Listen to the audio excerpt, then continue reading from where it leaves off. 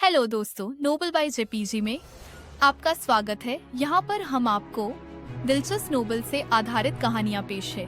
हर कहानी में जीवन, प्रेम, संघर्ष और जीवन की अनोखी कहानी होती है। यदि आपको हमारी कहानी पसंद आती है तो कृपया हमारे चैनल को सब्सक्राइब करें और लाइक करना न भूलें। आपका समर्थन हमें और बेहतर बनाने में मदद करता है। अध्याय 321 आपदा का कारण। विशाल झील का आधा हिस्सा बर्फ था, आधा आग की लपटें। चू फैंग के सामने उस पर एक अजीब सा दृश्य दिखा। यहाँ ऐसी झील क्यों है? चू फैंग सदमे से स्तब्ध रह गया क्योंकि उस दृश्य का कोई मतलब ही नहीं था। ये दृश्य दो भयानक मोतियों के कारण हो रहा है। उस वर्ष 2 मोतियों ने हम में से कई लोगों को मार डाला था। यहाँ तक कि मैं भी उनके कारण बुरी तरह घायल हो गया था और अंत में मेरी यह हालत हो गई। एजियो ड्रैगन के संस्थापक ने समझाया। ये वास्तव में इतना मजबूत था। चू फैंग ने ठंडी हवा की सांस लेने से खुद को नहीं रोक सका। अगर 2 मोतियों की वजह से एजियो ड्रैगन संस्थापक भी मर गया तो 2 मोती कितने भयंकर होंगे। बेशक वे शक्तिशाली थे। सबसे पहले जब हमने बाधाओं की परतों को पार करने और कई दुष्ट आत्माओं को मारने के बाद 3 मोती देखे तो हमने सोचा कि हमें खजाने मिल गए हैं, लेकिन हमने कभी नहीं सोचा था कि यह वध की आपदा थी। हालांकि सौभाग्य से बर्फ के मोती और अग्नि मोती का मेरे हाथ में मौजूद मोती से संबंध था, इसलिए हालांकि उनकी शक्ति बहुत मजबूत थी, फिर भी थोड़ी देर बाद उन्होंने अपनी भयानक शक्ति खो दी और झील में गिर गए, जिससे उनका रूपांतरण हुआ और वर्तमान स्वरूप सामने आया। ज्यादा सटीक रूप से कहें तो दोनों मोती पहले ही मर चुके हैं, लेकिन उनके अवशेष अभी भी यहाँ हैं। उनमें एक निश्चित स्तर का खतरा भी है क्योंकि उनके पास विशेष शक्तियाँ भी हैं, और जिस जगह पर मैं चाहता हूं कि तुम साधना करो वह यही है। हालांकि वे पहले ही मर चुके हैं, लेकिन उनकी कुछ विशेष शक्ति अभी भी बची हुई है। इस जगह पर ठंडी हवा और गर्म हवा दोनों एक साथ मौजूद हैं और वे तुम्हारी आत्मिक शक्ति को परेशान करेगी। हालांकि यह आपकी आत्मा शक्ति को नियंत्रित करने की क्षमता को मजबूत करने के लिए फायदेमंद है। जब तक आप इस बर्फ और आग की झील पर आदेश पर अपनी आत्मा शक्ति को नियंत्रित कर सकते हैं, तब तक आपको 9 स्वर्गों में यात्रा करने वाले ड्रैगन का उपयोग करने में कोई समस्या नहीं होनी चाहिए। ठीक है, प्रशिक्षण शुरू करो। जैसे ही एजियो ड्रैगन संस्थापक ने कहा, वह मुड़ा और चला गया। उसने व्यक्तिगत रूप से चू फैंग को संकेत देने की योजना नहीं बनाई थी, लेकिन थोड़ी दूर चलने के बाद उसने चू फैंग से कहा, चू फैंग, यह अंतिम सीमा है, इससे ज्यादा दूर मत जाओ। उस जगह पर कुछ ऐसी चीजें मौजूद हैं जिन्हें मैं अभी नहीं हरा सकता। ये शब्द कहने के बाद एजियो ड्रैगन फाउंडर तैरकर दूर चला गया और चू फैंग, जिसकी जिज्ञासा बहुत प्रबल थी, एजियो ड्रैगन फाउंडर के जाने के बाद जानबूझकर बर्फ और आग की झील के चारों ओर चक्कर लगाता रहा ताकि ये देख सके कि झील के पीछे क्या है। तब उसे आखिरकार पता चला कि चू फैंग को आगे बढ़ने की अनुमति क्यों नहीं दी गई थी, क्योंकि बर्फ और आग की झील के पीछे दानव विरोधी प्रतीक पहले से ही दिखाई देने लगे थे। प्रतीकों का क्षेत्र बहुत बड़ा था और कोई भी उनका अंत नहीं देख सकता था। इसका मतलब यह था कि गहराई में एक बहुत मजबूत दुष्ट आत्मा या कई दुष्ट आत्माएं थीं। सम्राट मकबरा वास्तव में मेरी पहुंच से बहुत दूर है। मुझे अभी भी अपने ड्रैगन ट्रेवलिंग थ्रू 9 हेवंस की खेती पर ध्यान केंद्रित करना चाहिए। सम्राट मकबरे के सामने चू फैंग को हमेशा लगता था कि वह विशेष रूप से छोटा था।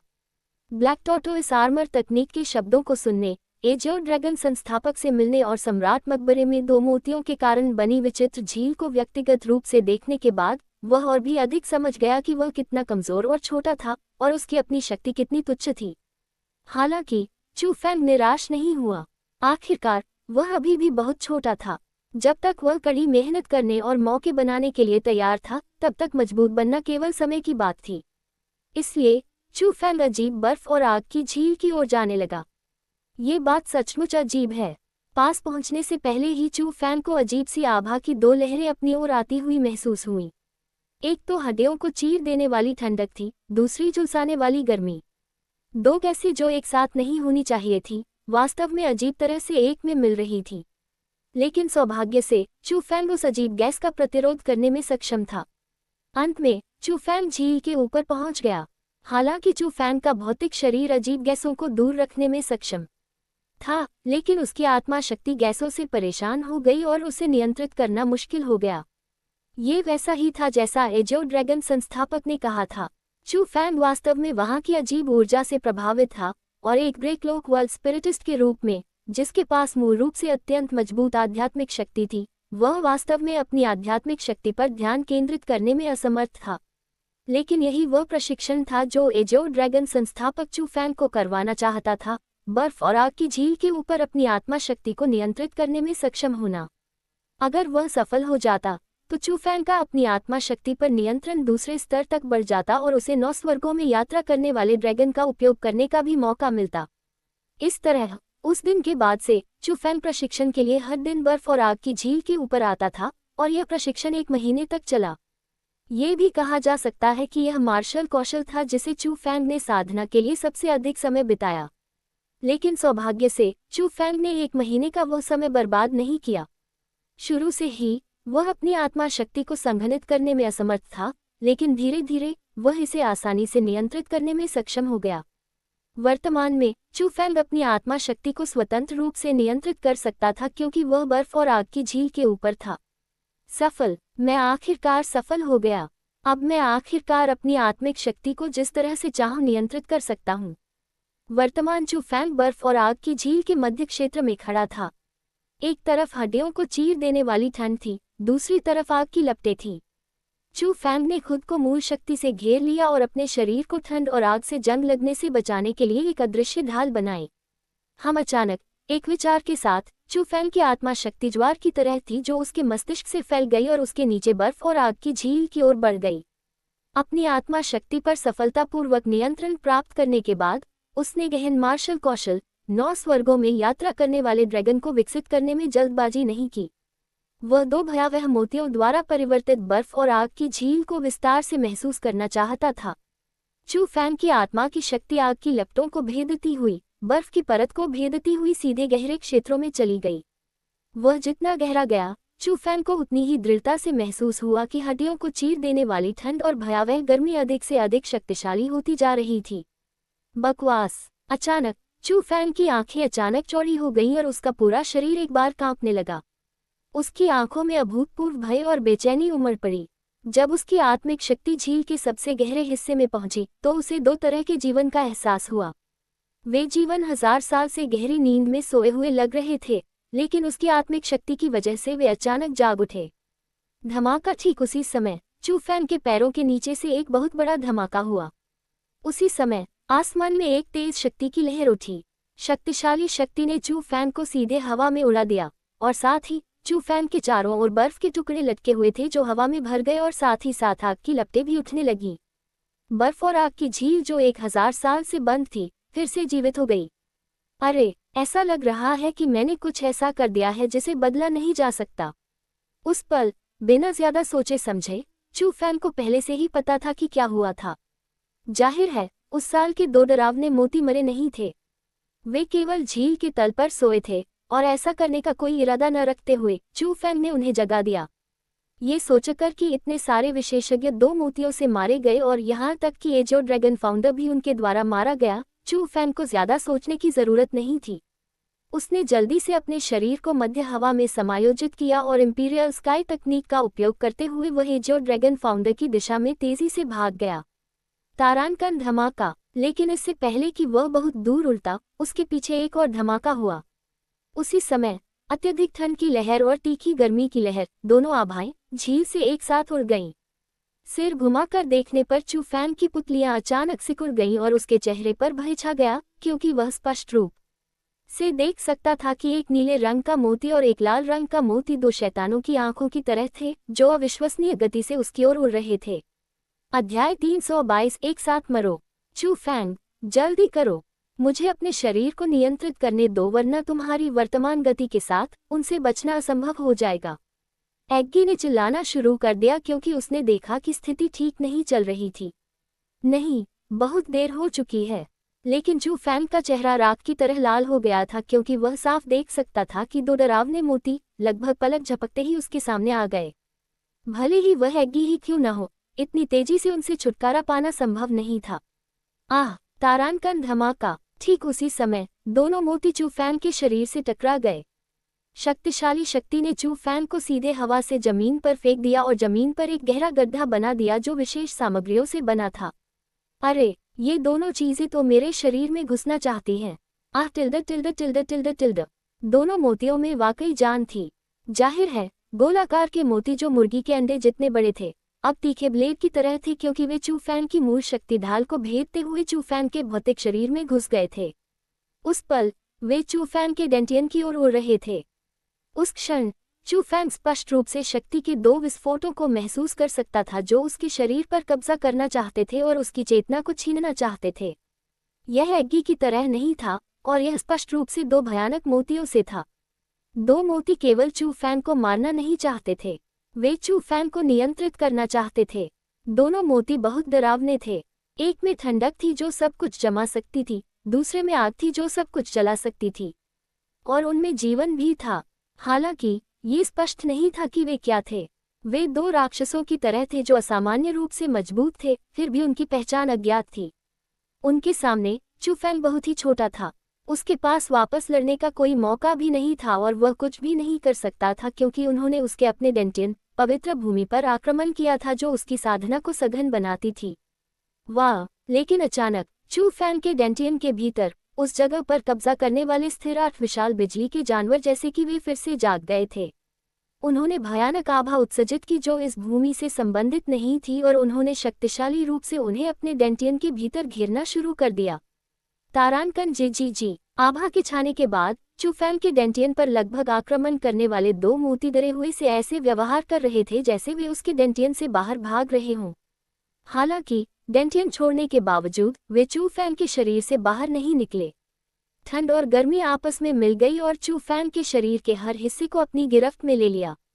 उस पल चू फैन को लगा कि उसके पूरे शरीर का खून उबल रहा है, मानो उसके खून में चमकती सुनहरे रंग की बिजली भी उन दो मोतियों की शक्ति का विरोध कर रही हो। हालांकि जब सत्ता की दो लहरों का विरोध किया जा रहा था, चू फैन बहुत पीड़ा से गुजर रहा था। चू फैन को जो दर्द महसूस हो रहा था वह दिल के फटने या फेफड़ों के फटने जैसा था। जब वह फर्श पर लौट रहा था, वह अपने शरीर को जमीन पर पटक रहा था, जिससे जमीन पर बड़े बड़े गड्ढे बन रहे थे, और वह जोर जोर से चिल्ला रहा था, चू फैन, तुम्हें क्या हो रहा है? ठीक उसी समय दूर से दो खूबसूरत आकृतियां दौड़ती हुई आईं। वे बहनें सू रो और सू मेई थीं। फूल जैसी दिखने वाली इन बहनों के हाथों में खाने की थाली थी। जब से चू फैन ने इस स्थान पर खेती करना शुरू किया, तब से बहनों की जोड़ी हर दिन चू फैन को स्वादिष्ट व्यंजन खिलाने के लिए यहाँ आती थी। हालांकि उसी पल जब उन्होंने चू फैन को ऐसा देखा तो उनके चेहरे डर से पीले पड़ गए और उन्होंने अपने हाथों में रखे बर्तन जमीन पर फेंक दिए और अपनी जान की परवाह किए बिना चू फैन की ओर भागने लगी। छोटी रो, छोटी मेई, इधर मत आना, भागो! ये देखकर चू फैन ने जल्दी से उन दो लोगों पर चिल्लाया। हालांकि वह नहीं जानता था कि दो मोती उसके शरीर पर कब्जा क्यों करना चाहते थे, लेकिन वह जानता था कि दोनों मोतियों के अपने अपने कारण होंगे। वर्तमान में ये देखते हुए कि वे उसके शरीर पर कब्जा करने में विफल रहे, मोती निश्चित रूप से किसी अन्य व्यक्ति के शरीर पर कब्जा करना चाहेंगे। इस बार जब सू रो और सू मेई पास आए तो वे बस अपनी मौत का रास्ता खोज रहे थे। तारानकन फुफुफुफ। दरअसल सू रो और सू मेई की आवाज सुनकर चू फैन के शरीर से दो बर्फ और आग के मोती उड़कर सू रो और सू मेई की ओर दौड़ पड़े थे। उनकी गति बहुत तेज थी और हवा में लाल और नीली दो धारियां बनी। सू रो और सू मेई आवाजों का पीछा करते हुए जमीन पर गिर पड़े। छोटी रो, छोटी मेई।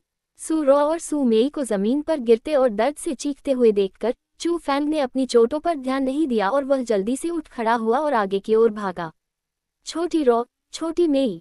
चू फैन के पास आने के बाद और वर्तमान सू रो और सू मेई को देखने के बाद उसका मूल रूप से तनावपूर्ण चेहरा और भी अधिक घबरा गया। यहाँ तक कि उसकी नाक भी भरने लगी और उसकी आंखों से आंसू बहने लगे, क्योंकि इस समय सू रो की मूल रूप से बर्फ जैसी सफेद त्वचा नीले रंग की हो गई थी और उसकी नीली त्वचा के ऊपर मोटी बर्फ की एक परत जम गई थी। बर्फ फैलने लगी और सू रो की लंबी स्कर्ट तक पहुंच गई और उसके पूरे शरीर को जमा दिया। सू मेई के साथ भी बहुत बड़ा बदलाव हुआ।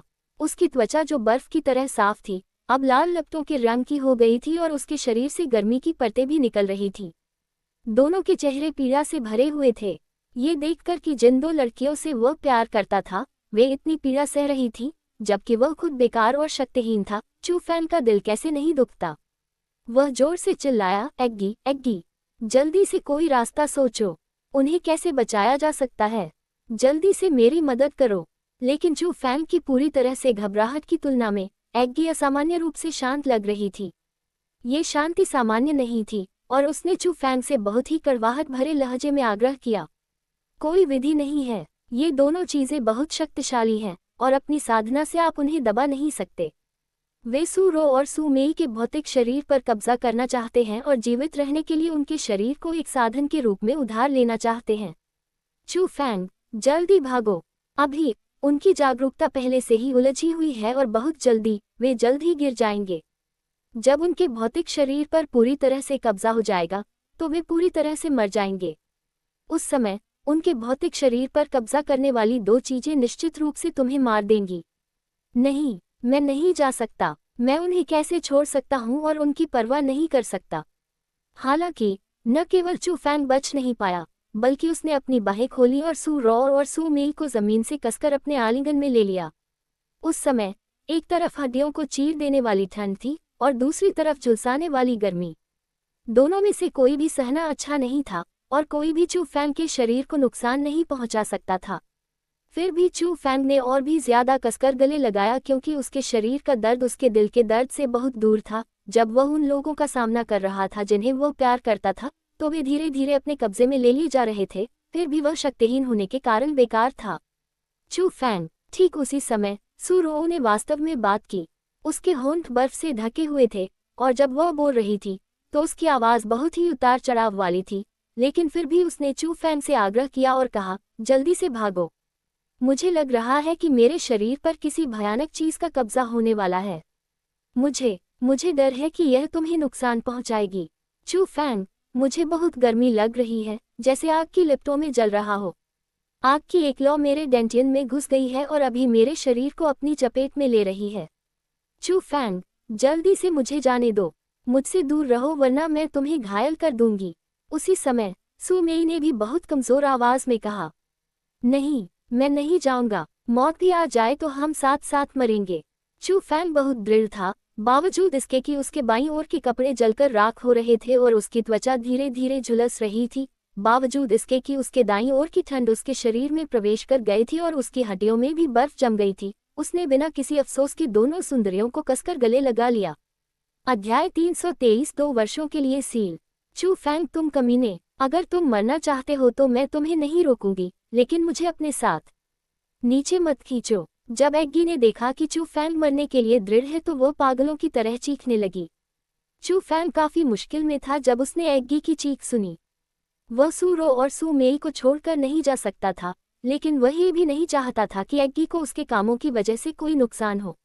अरे वाह, ये दो मोती तो बच गए, मैं वाकई लापरवाह था। अचानक एक वृद्ध आवाज गूंजी और जब चू फैंग ने अपना सिर उठाकर देखा तो वह खुशी से झूम उठा। यह एजियो ड्रैगन संस्थापक था। वर्तमान एजियो ड्रैगन संस्थापक एक एजियो ड्रैगन पर खड़ा था, जबकि उसके शरीर पर लबादा हवा के बिना फड़फड़ा रहा था। सू रो और सू मेई की स्थिति को देखने के बाद, हालांकि वह बहुत हैरान था, वह बहुत ज्यादा घबराया नहीं और उसके पास एक शीर्ष विशेषज्ञ के कई शिष्टाचार थे। चू फैंग, हटो, नीला ड्रैगन संस्थापक जोर से चिल्लाया। चू फैंग ने धीमे होने की हिम्मत नहीं की क्योंकि उसने जल्दी से सू रो और सू मेई को जाने दिया जो उसके गले में थे। हम ठीक उसी समय एजियो ड्रैगन फाउंडर की बड़ी आस्तीन की लहर के साथ एक नीले रंग की आत्मा संरचना संघनित हुई।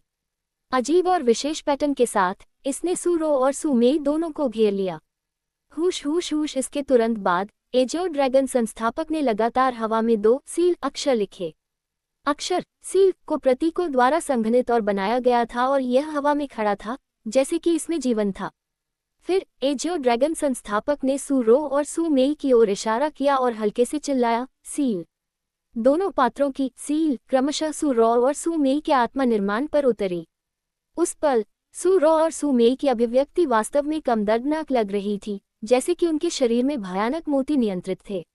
बुरा नहीं है, चू फैंग, आपके स्कूल के संस्थापक की आत्मा निर्माण विधियां बहुत अच्छी हैं।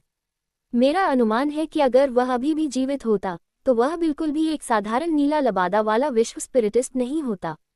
उसे अनंत रूप से बैंगनी लबादा वाले विश्व स्पिरिटिस्ट के स्तर के करीब पहुंच जाना चाहिए था। एग्गी ने एक दुर्लभ प्रशंसा करते हुए कहा। चू फैंग के लिए वह जो ड्रैगन संस्थापक के तरीकों से हैरान था। एक विश्व अध्यात्मवादी होने के नाते चू फैंग ने सू रो और सू मेई की स्थिति का सामना करने पर जो करना चुना वह उनके साथ मरना था, क्योंकि इसके अलावा वह वास्तव में नहीं जानता था कि और क्या करना है। वह बहुत शक्तिहीन था, लेकिन एजो ड्रैगन संस्थापक, जिसके पास अभी भौतिक शरीर भी नहीं था, एजो ड्रैगन संस्थापक जो केवल एक चेतना था, उसने अपनी स्वयं की विश्व अध्यात्मवादी तकनीकों पर भरोसा किया और अस्थायी रूप से उनके शरीर में 2 मोतियों को दबा दिया। ये कहना होगा कि यह ताकत में बहुत बड़ा अंतर था। सौभाग्य से भले ही दोनों मोती अभी तक नहीं मरे हैं, लेकिन वे पहले जितने मजबूत नहीं हैं। लेकिन फिर भी वे अभी भी ऐसी चीज नहीं है जिसे मैं दबा सकूं। अगर मैं उन्हें नियंत्रित करना चाहता हूं, तो मुझे उस मोती पर निर्भर रहना होगा। जैसे ही एजो ड्रैगन संस्थापक ने बात की, उसने अपनी बड़ी आस्तीन फिर से लहराई। चू फैंग के पैरों से हवा का एक झोंका उठा और उसे सू रो और सू मेई को हवा में उड़ा दिया। फिर वे विशाल एजो ड्रैगन के ऊपर उतरे। तारांकन गर्जन। विशाल ड्रैगन की दहाड़ के साथ चू फैंग को लगा कि उसके आसपास का दृश्य धुंधला हो गया है, लेकिन एक पल के बाद वह वापस वहीं आ गया जहां सभी आराम कर रहे थे। वह क्रिस्टल ताबूत के सामने पहुंचा जिसमें एजियो ड्रैगन संस्थापक के अवशेष रखे हुए थे। धमाका उसी क्षण एजियो ड्रैगन संस्थापक ने अपना हाथ उठाया और हथेली को दबाया, और उसने वास्तव में क्रिस्टल ताबूत को तोड़ दिया जिसमें उसके अपने अवशेष सुरक्षित थे। उसी समय एजियो ड्रैगन संस्थापक के अवशेषों के ऊपर मोती भी बेहद चमकदार चमक दे रहा था। पूर्वज, ये है। ये देखकर कि एजियो ड्रैगन संस्थापक ने तुरंत अपने ताबूत को नष्ट कर दिया, चू फैंग का चेहरा संदेह से भर गया। लेकिन बाद में उसे आखिरकार पता चल गया कि एजियो ड्रैगन संस्थापक क्या करना चाहता था। अपने खुद के क्रिस्टल ताबूत को तोड़ने के बाद अभ्यास के तरीकों से एजियो ड्रैगन संस्थापक ने एक स्पिरिट फॉर्मेशन बनाना शुरू किया। यह कोई साधारण स्पिरिट फॉर्मेशन नहीं था, बल्कि एक सीलिंग स्पिरिट फॉर्मेशन था। यह एक बहुत ही उच्च स्तरीय सीलिंग संरचना थी, इतनी उच्च स्तरीय कि चू फैंग केवल ये बता सकता था कि यह किस प्रकार की थी, लेकिन वह उस सीलिंग संरचना को छू भी नहीं सकता था। भले ही वह संरचना बनाने की विधि जानता हो, लेकिन उसके लिए वास्तव में संरचना बनाना असंभव होगा। सीलिंग संरचना बनाने के बाद एजियो ड्रैगन संस्थापक ने अपने अवशेषों के दोनों ओर सू रो और सू मेई को अलग अलग रखा। सीलिंग संरचना को प्रोत्साहित करने के बाद मोती ने चमकदार चमक उत्सर्जित की और यह मूर्त रूप ले लिया। यह एक विशाल क्रिस्टल आवरण बन गया जिसने सू रो, सू मेई और साथ ही एजियो ड्रैगन संस्थापक के अवशेषों को ढक दिया। चू फैंग, हालांकि दोनों मोतियों की शक्ति पहले जितनी मजबूत नहीं है, लेकिन वर्तमान में मेरे पास उन्हें पूरी तरह से दबाने का कोई तरीका नहीं है। सू रो और सू मेई के शरीर से उन्हें निकालना तो दूर की बात है, उन्हें अभी सील करना ही उन्हें बचाने का एकमात्र तरीका है। लेकिन अपनी शक्ति से, हालांकि मैं उनकी जीवन शक्ति को उनके शरीर में अस्थायी रूप से बंद कर सकता हूँ, मैं केवल ये गारंटी दे सकता हूँ कि वे सीलिंग संरचना में 2 और वर्षों तक जीवित रहेंगे।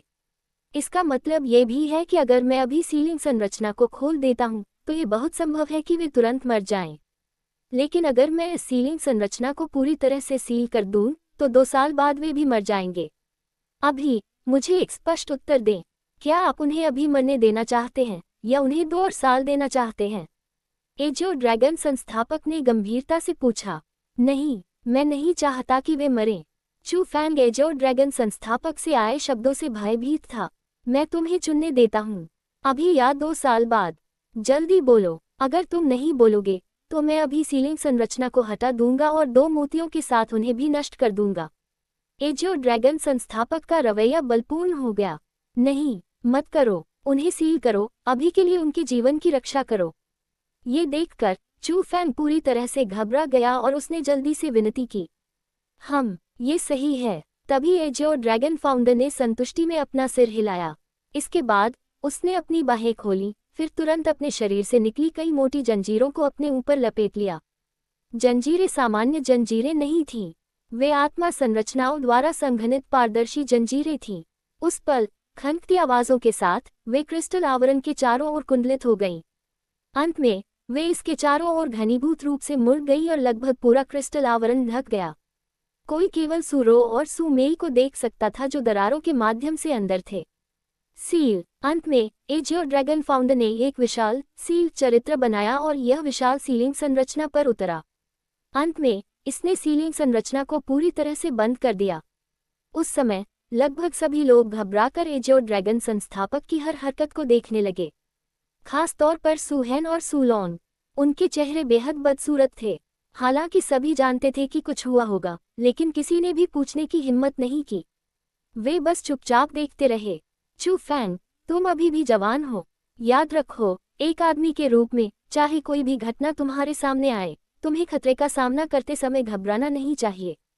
वास्तव में मुझे ये भी यकीन नहीं था कि मैं 2 मोतियों को नष्ट कर सकता हूँ, इसलिए भले ही आपने सील करने का विकल्प नहीं चुना हो, मैं उन 2 मोतियों के साथ उन दोनों को सील कर देता।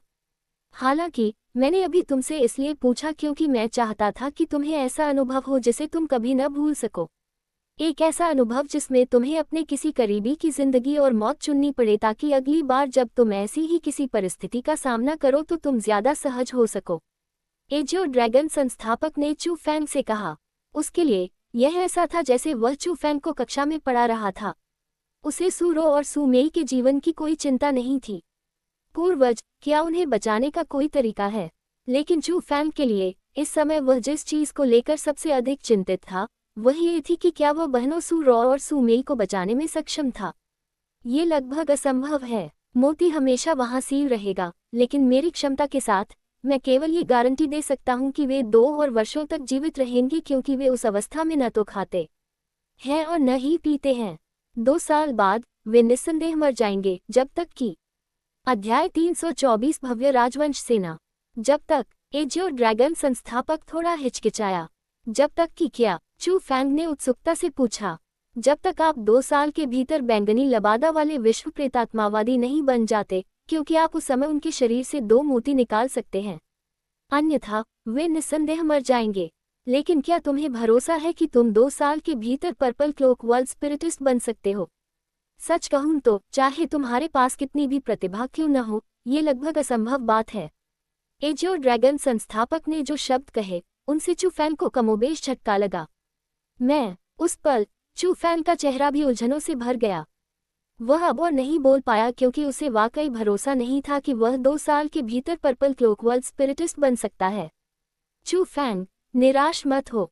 2 साल के भीतर बैंगनी लबादा वाला विश्व प्रेतात्मावादी बनना वास्तव में बहुत कठिन है, लेकिन तुम्हारी प्रतिभा के साथ नीला लबादा वाला विश्व प्रेतात्मावादी बनने में कोई खास समस्या नहीं होनी चाहिए। क्या तुम्हें अभी भी स्पिरिट प्रोविंस के असुर घोस्ट ओवर में बंद राक्षसी जानवर याद है? मत भूलो, यह एक बैंगनी लबादा वाला विश्व प्रेतात्मावादी था, और उसने तुमसे एक अनुरोध किया था। जब तक तुम ब्लू क्लोक वर्ल्ड स्पिरिटिस्ट बन जाते हो, शायद तुम उसे आज़ाद होने में मदद कर पाओगे। उस समय क्या उसे सूरो और सूमेई को बचाने के लिए कहना ठीक नहीं होगा? ठीक उसी समय एग्गी ने गंभीरता से याद दिलाया। ये सही है एग्गी, तुम सही हो। छोटी रू और छोटी मेई को अभी भी बचाया जा सकता है। जब तक मैं वह चीज़ प्राप्त कर सकता हूँ जो राक्षसी जानवर पीछे छोड़ गया है, शायद मैं बहुत जल्दी एक ब्लू क्लोक वर्ल्ड स्पिरिटिस्ट बन सकता हूँ। उस समय ये काम करेगा यदि मैं इसे बचाऊं और फिर इसे छोटी रू और छोटी मेई को बचाने के लिए कहूं। एग्गी की याद दिलाने के बाद चू फैंग को भी एहसास हुआ, और उसका चेहरा जो पहले राख की तरह था, तुरंत आशा की एक झलक के साथ उभर आया। चू फैंग, तुम्हें सचमुच नहीं लगेगा कि तुम 2 साल के भीतर बैंगनी लबादा वाले विश्व प्रेतात्मावादी बन सकते हो, है न? एजियो ड्रैगन संस्थापक ने हल्के से अपनी भौहें सिकुड़ी जब उसने चू फैंग की निगाहों में उम्मीद की एक किरण उभरती देखी। क्योंकि अपने पूरे जीवन के समय के साथ वह बैंगनी लबादा क्षेत्र में कदम नहीं रख सकता था, इसलिए वह गहराई से जानता था कि वह क्षेत्र कितना कठिन था। उसे इस बात पर संदेह नहीं था कि चू फैंग बैंगनी लबादा विश्व प्रेतात्मावादी बन सकता है, अन्यथा वह चू फैंग को अपने बचाव का जिम्मा नहीं सौंपता। लेकिन 2 साल के भीतर ऐसा करना लगभग असंभव बात थी। पूर्वज, वास्तव में मैं 2 साल के भीतर बैंगनी लबादा वाला विश्व प्रेतवादी नहीं बन सकता, लेकिन मैं सूरो और सूमेई को बचाने के लिए अन्य तरीकों के बारे में सोचने की पूरी कोशिश करूंगा। वे दोनों मेरे लिए बहुत महत्वपूर्ण हैं और मुझे उन्हें बचाना होगा। इसलिए जब तक मैं यहाँ नहीं हूँ, मुझे उम्मीद है कि आप मेरे करीबी लोगों का ख्याल रख सकते हैं। चू फैंग ने बोलते हुए अपनी नज़र आसपास के लोगों की ओर घुमाई। चिंता मत करो, जब तक मैं यहाँ हूँ कोई भी उन्हें नुकसान नहीं पहुँचा पाएगा। इन 2 सालों में दोनों बहनों को बिल्कुल भी कोई परेशानी नहीं होगी। हालांकि मुझे नहीं पता कि आपके पास उन्हें बचाने का कौन सा तरीका है, लेकिन मुझे उम्मीद है कि उन्हें बचाने से पहले आपको ये याद रखना होगा कि आपको अपनी सुरक्षा सुनिश्चित करनी होगी, अन्यथा सब बेकार हो जाएगा। एजियो ड्रैगन के संस्थापक ने सलाह दी, पूर्वज, चिंता मत करो, मेरी अपनी योजनाएं हैं। उसके बाद चूफैंग ने बस अपनी चोटों का इलाज किया, फिर भीड़ को समझाया कि वास्तव में क्या हुआ था। उसके बाद ही उसने सभी को अलविदा कहा और 1000 हड्डियों वाले कब्रिस्तान से चला गया। उसने आधिकारिक तौर पर उस जगह को छोड़ दिया और एक ऐसी सड़क पर कदम रखा जो अज्ञात खतरों से भरी थी, फिर भी एक ऐसी सड़क थी जिस पर चलना था। ये किन प्रांत की ओर जाने वाली सड़क थी? 9 प्रांतों के महाद्वीप को अजूर प्रांत, तांग प्रांत, सोंग प्रांत, मिंग प्रांत, हान प्रांत, सुई प्रांत, स्पिरिट प्रांत, युआन प्रांत और किन प्रांत में विभाजित किया गया था। किन प्रांत एजियोर प्रांत से काफी दूर था, वहां पहुंचने के लिए स्पिरिट प्रांत से होकर जाना पड़ता था जो बीच में था। चू फैंग को किन प्रांत में जाने की जरूरत क्यों पड़ी? इसका कारण ये था कि असुर भूत टॉवर में राक्षसी जानवर ने चू फैंग को बताया था कि वहां एक खजाना है जो स्पिरिट पावर को चमका सकता है, और वह खजाना किन प्रांत में है। चू फैंग की वर्तमान यात्रा का लक्ष्य बहुत स्पष्ट था, उस खजाने को खोजना, फिर अपनी आत्मिक शक्ति को पूर्ण करना ताकि वह जल्दी से जल्दी एक ब्लू क्लोक वर्ल्ड स्पिरिटिस्ट बन सके। फिर असुर भूत टॉवर पर वापस लौटे, कैद राक्षसी जानवर के साथ समन्वय करें और उसे बचाने के बाद रहस्यमय और अथाह राक्षसी जानवर से मदद का अनुरोध करें ताकि वह बहनों सू रॉ और सू मेई को मोतियों के हाथों से बचा सके। यद्यपि वह योजना बहुत सरल लग रही थी, चू फैंग जानता था कि इसके भीतर निश्चित रूप से हजारों कठिनाइयां और हजारों जोखिम थे, क्योंकि सबसे पहले वह स्थान जहां खजाना छिपा हुआ था एक अस्पष्ट स्थान था जिसे 1000 राक्षस पर्वत कहा जाता था। मैं जल्द ही यहाँ से चला जाऊंगा और कौन जानता है कि मैं इस स्थान पर कब वापस आऊंगा। चू फैंग सफेद सिर वाले ईगल पर बैठा हुआ था। उसने नीचे की परिचित भूमि और दृश्य को देखा क्योंकि उसके विचार बेहद जटिल थे। इस बार का अनुभव पिछली बार से अलग था जब वह स्पिरिट प्रांत गया था। पिछली बार वह केवल व्हाइट क्लोक वर्ल्ड स्पिरिटिस्ट योग्यता परीक्षा के लिए वहां गया था, लेकिन इस बार उसका मिशन ज्यादा भारी था और जिस समय के लिए वह जा रहा था वह भी ज्यादा लंबा था। चू फैंग, क्या तुम वर्ल्ड स्पिरिट गिल्ड में जाकर सहायता मांगना चाहते हो? हालांकि उनके पास कोई पर्पल क्लोक वर्ल्ड स्पिरिटिस्ट नहीं है, लेकिन मुझे यकीन है कि वे थोड़ी मदद कर सकते हैं। एग्गी ने कहा, नहीं, मैं विश्व आत्मा संघ से बहुत परिचित नहीं हूँ, इसलिए मुझे डर है कि अगर वे राक्षसी जानवर द्वारा छोड़े गए खजाने को देखेंगे तो उनके दिलों में लालच पैदा हो जाएगा और वे इसे अपने लिए ले लेंगे। चू फैंग ने जवाब दिया। चू फैंग की बातें सुनने के बाद एग्गी को लगा कि यह बहुत ही उचित है। उसके बाद वह खिलखिलाकर हंस पड़ी और बोली, ऐसा लग रहा है कि तुम काफी परिपक्व हो गए हो, है न? मैं वाकई गलत नहीं थी बेटा, तुम्हारा भविष्य काफी उज्जवल होगा। एग्गी तो पिस्ता की तरह था। वह जानती थी कि चू फैंग के दिल में भारी चिंताएं हैं, इसलिए उसने चू फैंग को सांत्वना देना और उसका मनोरंजन करना बंद नहीं किया। इससे उसका दबाव काफी कम हो गया और उसका आत्मविश्वास भी काफी बढ़ गया कि वह सू रो और सू मेई को बचा सकता है। चीनी में पिस्ता का सीधा अनुवाद खुशहाल फल किया जा सकता है। यह आभा, लेकिन जैसे ही चू फैंग एजियोर प्रांत की सीमा को छोड़ने जा रहा था, उसने अचानक अपनी भौहें सिकोड़ ली और जल्दी से लिटिल व्हाइट को दूरी पर बादल के एक ढेर की ओर मोड़ दिया और अंदर घुस गया, क्योंकि चू फैंग को एक अत्यंत शक्तिशाली आभा का आभास हो गया था। दरअसल चू फैंग के सफेद बादलों में छिपने के बाद पास के क्षितिज से बहुत बड़ी धमाकेदार आवाजें सुनाई दी। वह आवाज गड़गड़ाहट जैसी लग रही थी, लेकिन वह 10,000 घोड़ों की सरपट दौड़ने की आवाज जैसी लग रही थी। हवा में सरपट दौड़ते घोड़ों की आवाज।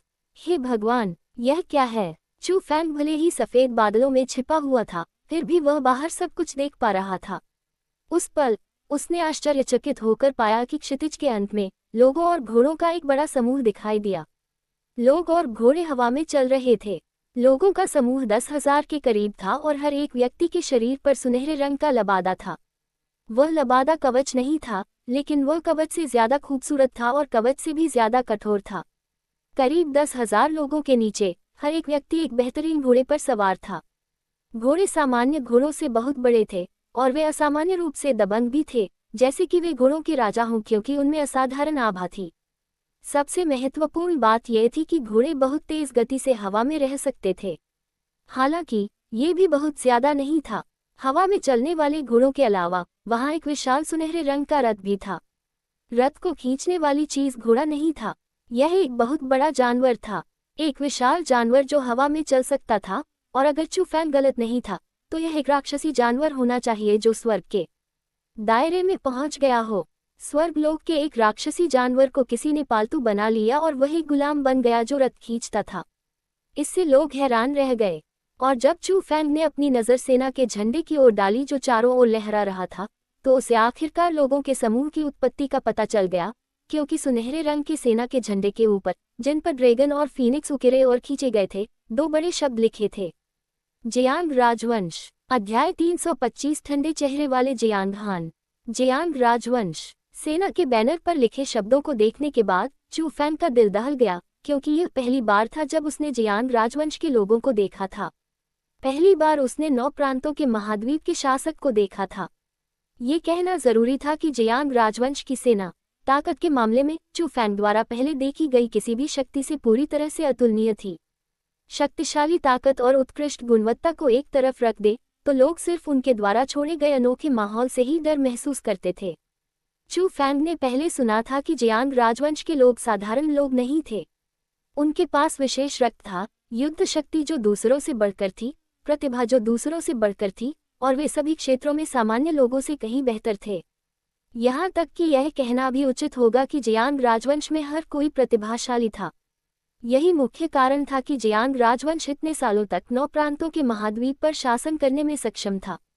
अजीब बात है, जियांग राजवंश की सेना इस जगह क्यों आई है? क्या वे मेरे अजूर प्रांत में किसी काम से आए हैं, या वे बस संयोगवश यहाँ से गुजर रहे हैं?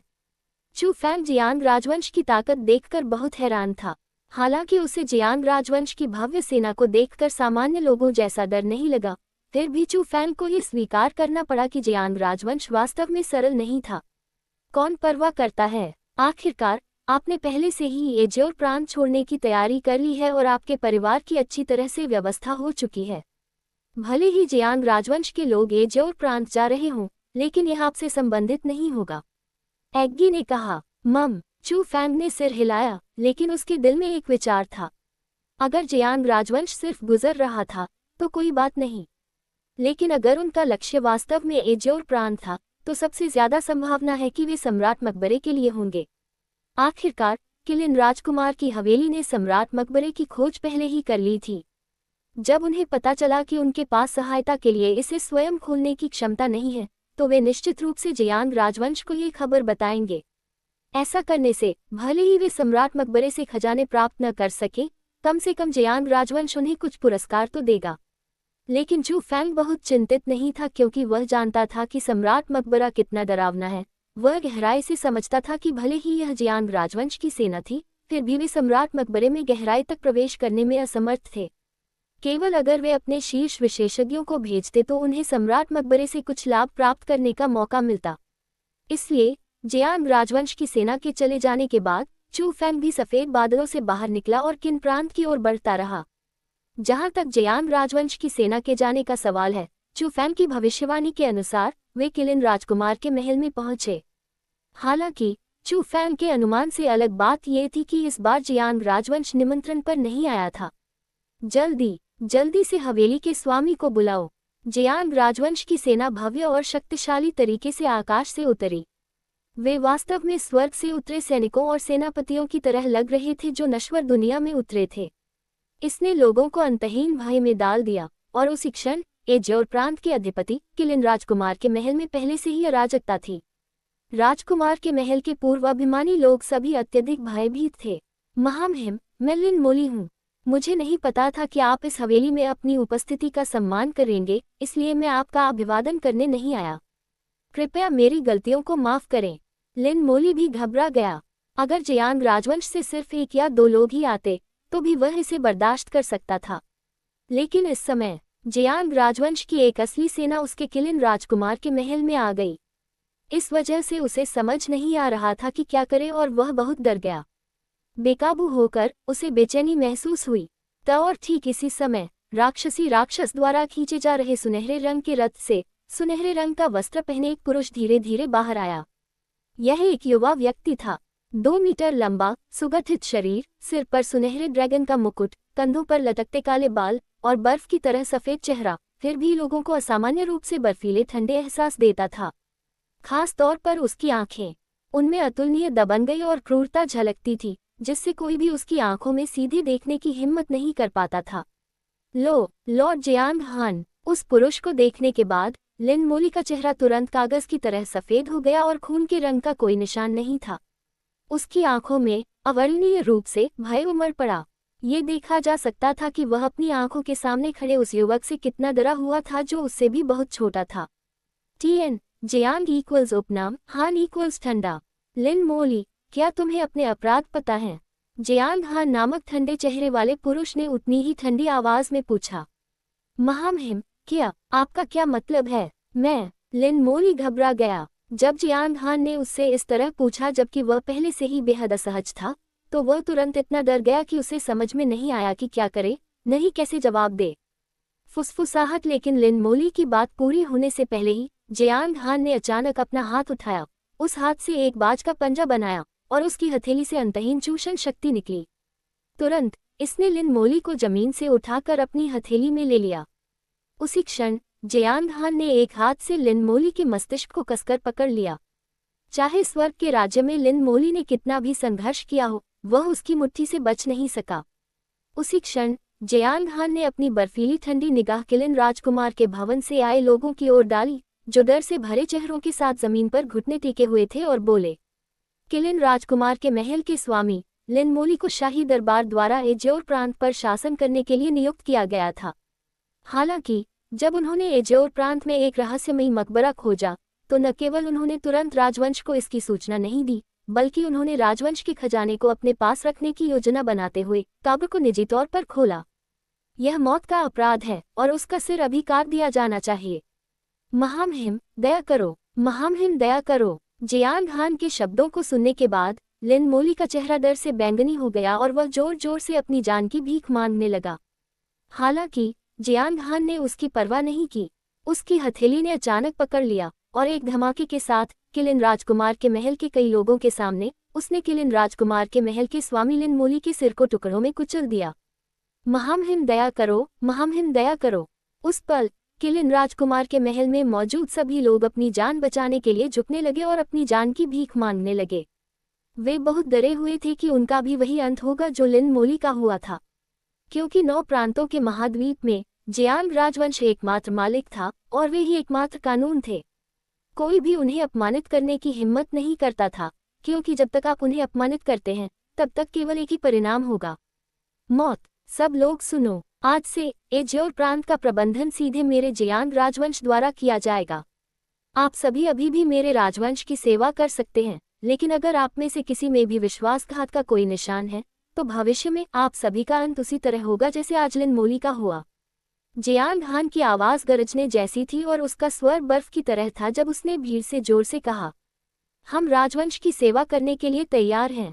हम में जरा भी स्वार्थ रखने की हिम्मत नहीं है। ये देखकर किलिन राजकुमार की हवेली में मौजूद भीड़ ने ऐसा व्यवहार किया जैसे कोई भारी बोझ उतर गया हो और वे कृतज्ञता से भरे चेहरों के साथ झुके।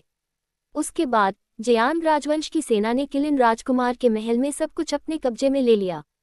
उन्होंने वास्तव में एज्योर प्रांत को व्यक्तिगत रूप से प्रबंधित करने की योजना बनाई। उसी समय किलिन राजकुमार के महल में एक बेहद आलीशान महल में जियांग हान जाने के लिए पूरी तरह तैयार था। वह कहीं जाने की योजना बना रहा था और उसके पीछे सफेद और भूरे बालों वाला एक बूढ़ा आदमी था।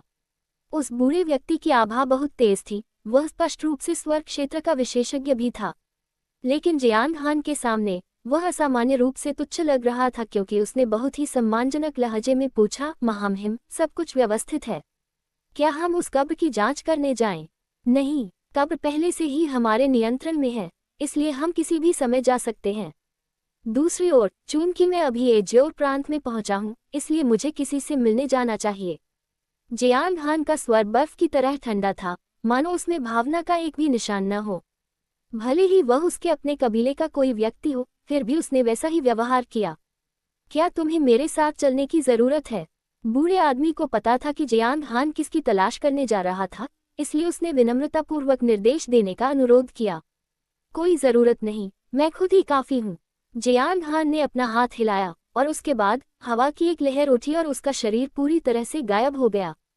उसने आभा का एक भी कतरा नहीं छोड़ा और वह पहले से ही उस ओर बढ़ रहा था जहां वह जाना चाहता था। अध्याय 326 किन प्रांत में आगमन। एजोर प्रांत की 100 मोड़ों की घाटी के भीतर बादलों में हॉल के बाहर जियांग हान तेजी से आ रहा था। हालांकि उसने बिना अनुमति के हॉल के बाहर स्पिरिट फॉर्मेशन में प्रवेश नहीं किया। सम्मान के चेहरे के साथ वह बादलों के ऊपर खड़ा था और सम्मानजनक लहजे में कहा, महामहिम, मैं जियांग हान हूँ और मैं आपसे मिलने आया हूँ। प्रवेश करो। मंदिर के हॉल के अंदर से जियांग हेंगयुआन की आवाज गूंजी। यह न तो ऊंची थी और न ही नीची, न हल्की और न ही भारी। तभी जियांग हान ने आगे बढ़ने की हिम्मत की। जैसे ही वह आगे बढ़ा, सभी सुरक्षा परतें खुल गईं। यहाँ तक कि हॉल का दरवाजा भी खुल गया। हॉल के अंदर जियांग हेंगयुआन एक अन्य व्यक्ति के साथ शतरंज खेल रहा था। वह व्यक्ति कौन था? ये स्वाभाविक रूप से क्यूई फेग्यांग था, जिसे उस दिन जियांग हेंगयुआन ने बचाया था। खत्म हो गया। जियांग हेंगयुआन ने सीधे जियांग हान की तरफ नहीं देखा। शतरंज खेलते हुए उसने पूछताछ करने के लिए बात की। महामहिम, मैंने पहले ही आपके निर्देशों का पालन कर दिया है और यह समाप्त हो गया है। लिन मोली को मैंने मौके पर ही मार दिया है। जियांग हान ने सम्मानपूर्वक उत्तर दिया। मम्मा, कब्र के प्रवेश द्वार पर एक अच्छा छुपा हुआ आत्मा स्वरूप स्थापित करें। अपनी सेना का नेतृत्व करें और स्वयं वहां पहरा दें। मेरे आदेश के बिना अभी इसे न खोलें। जियांग हेंगयुआन ने कहा। महामहिम, प्रवेश द्वार को सील करने से पहले क्या हमें कब्र की रैंकिंग निर्धारित करने के लिए उसके चारों ओर जाकर देखना चाहिए?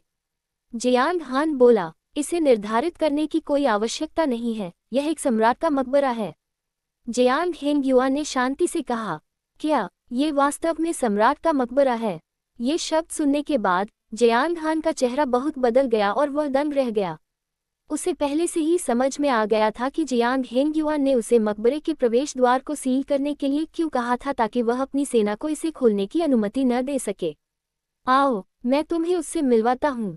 ये क्यूई फेग्यांग है, जो किलिन राजकुमार के महल में क्यूई कबीले का मुखिया है। अपनी सेना को ब्लैक टॉर्टोइस माउंटेन रेंज में ले जाने के बाद प्रबंधन के लिए किलिन राजकुमार के महल को उसके हवाले कर दो। जियांग हेंगयुआन ने अपनी नज़र क्यूई फेग्यांग की ओर घुमाई। मैं वरिष्ठ को अपना सम्मान देता हूँ।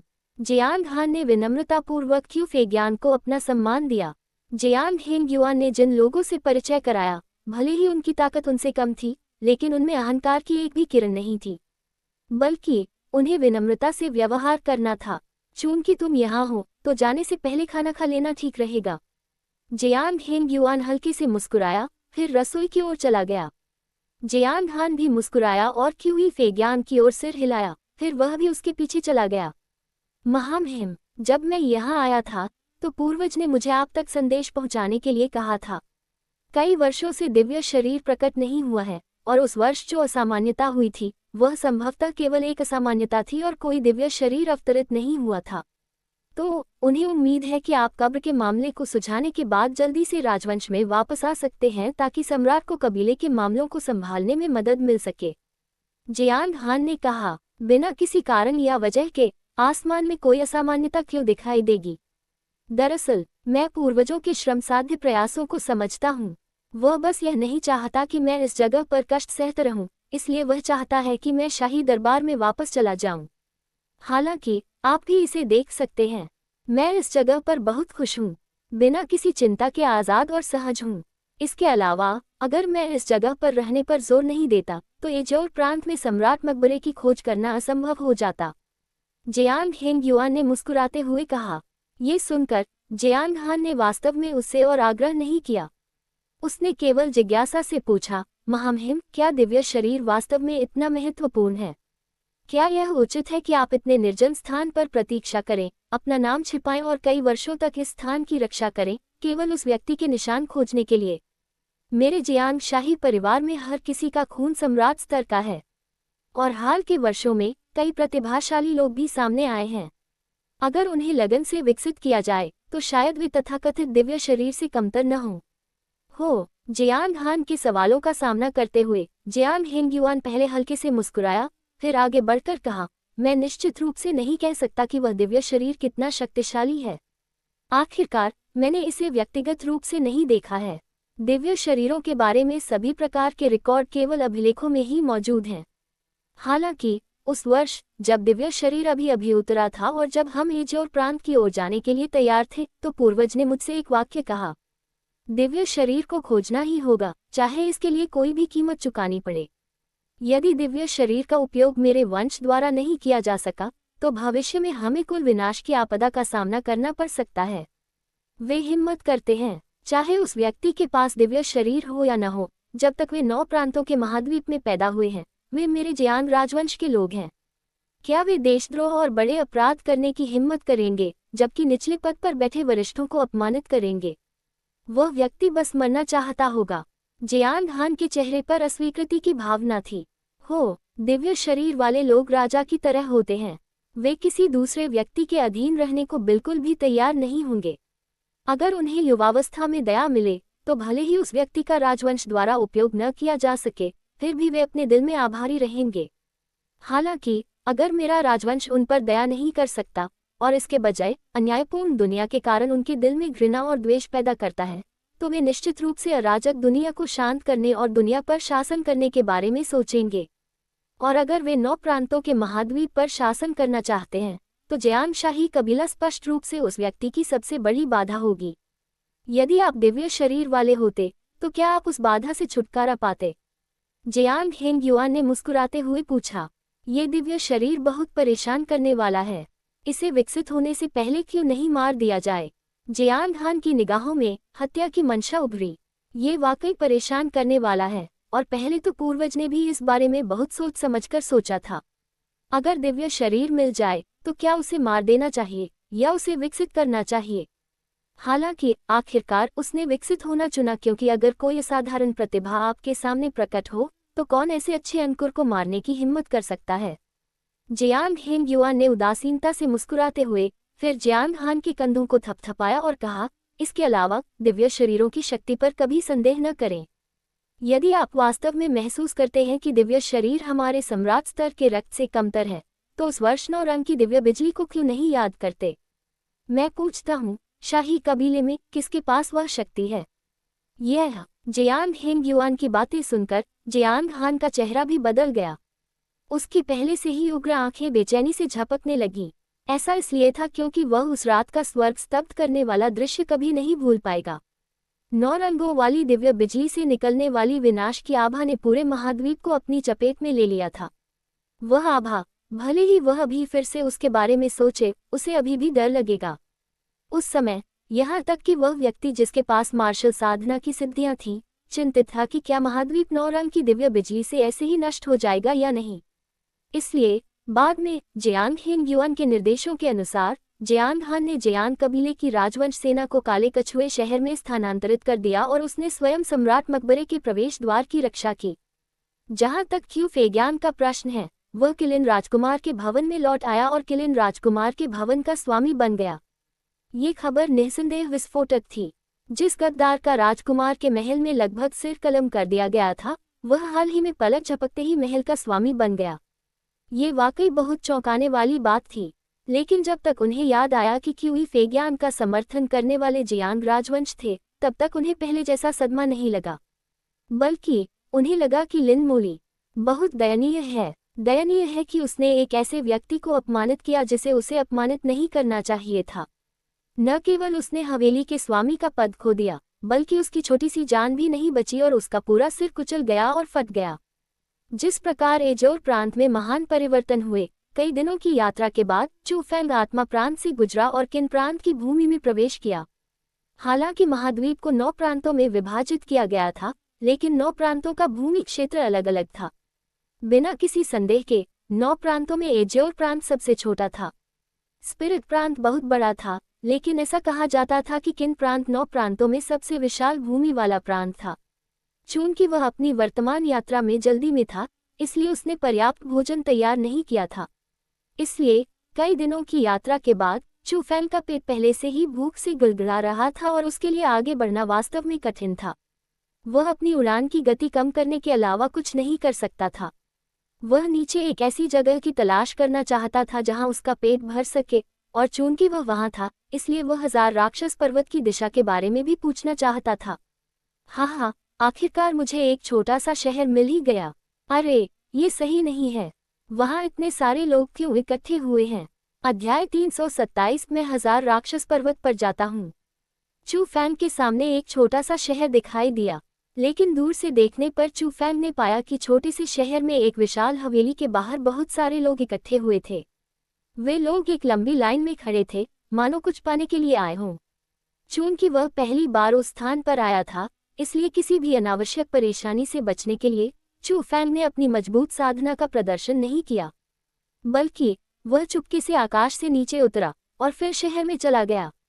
इस बार चू फैंग को पता चला कि यह वास्तव में एक साधारण सा छोटा शहर था। ये लीनिंग माउंटेन टाउन से भी घटिया था, जहां उसका चू परिवार पहले रहता था।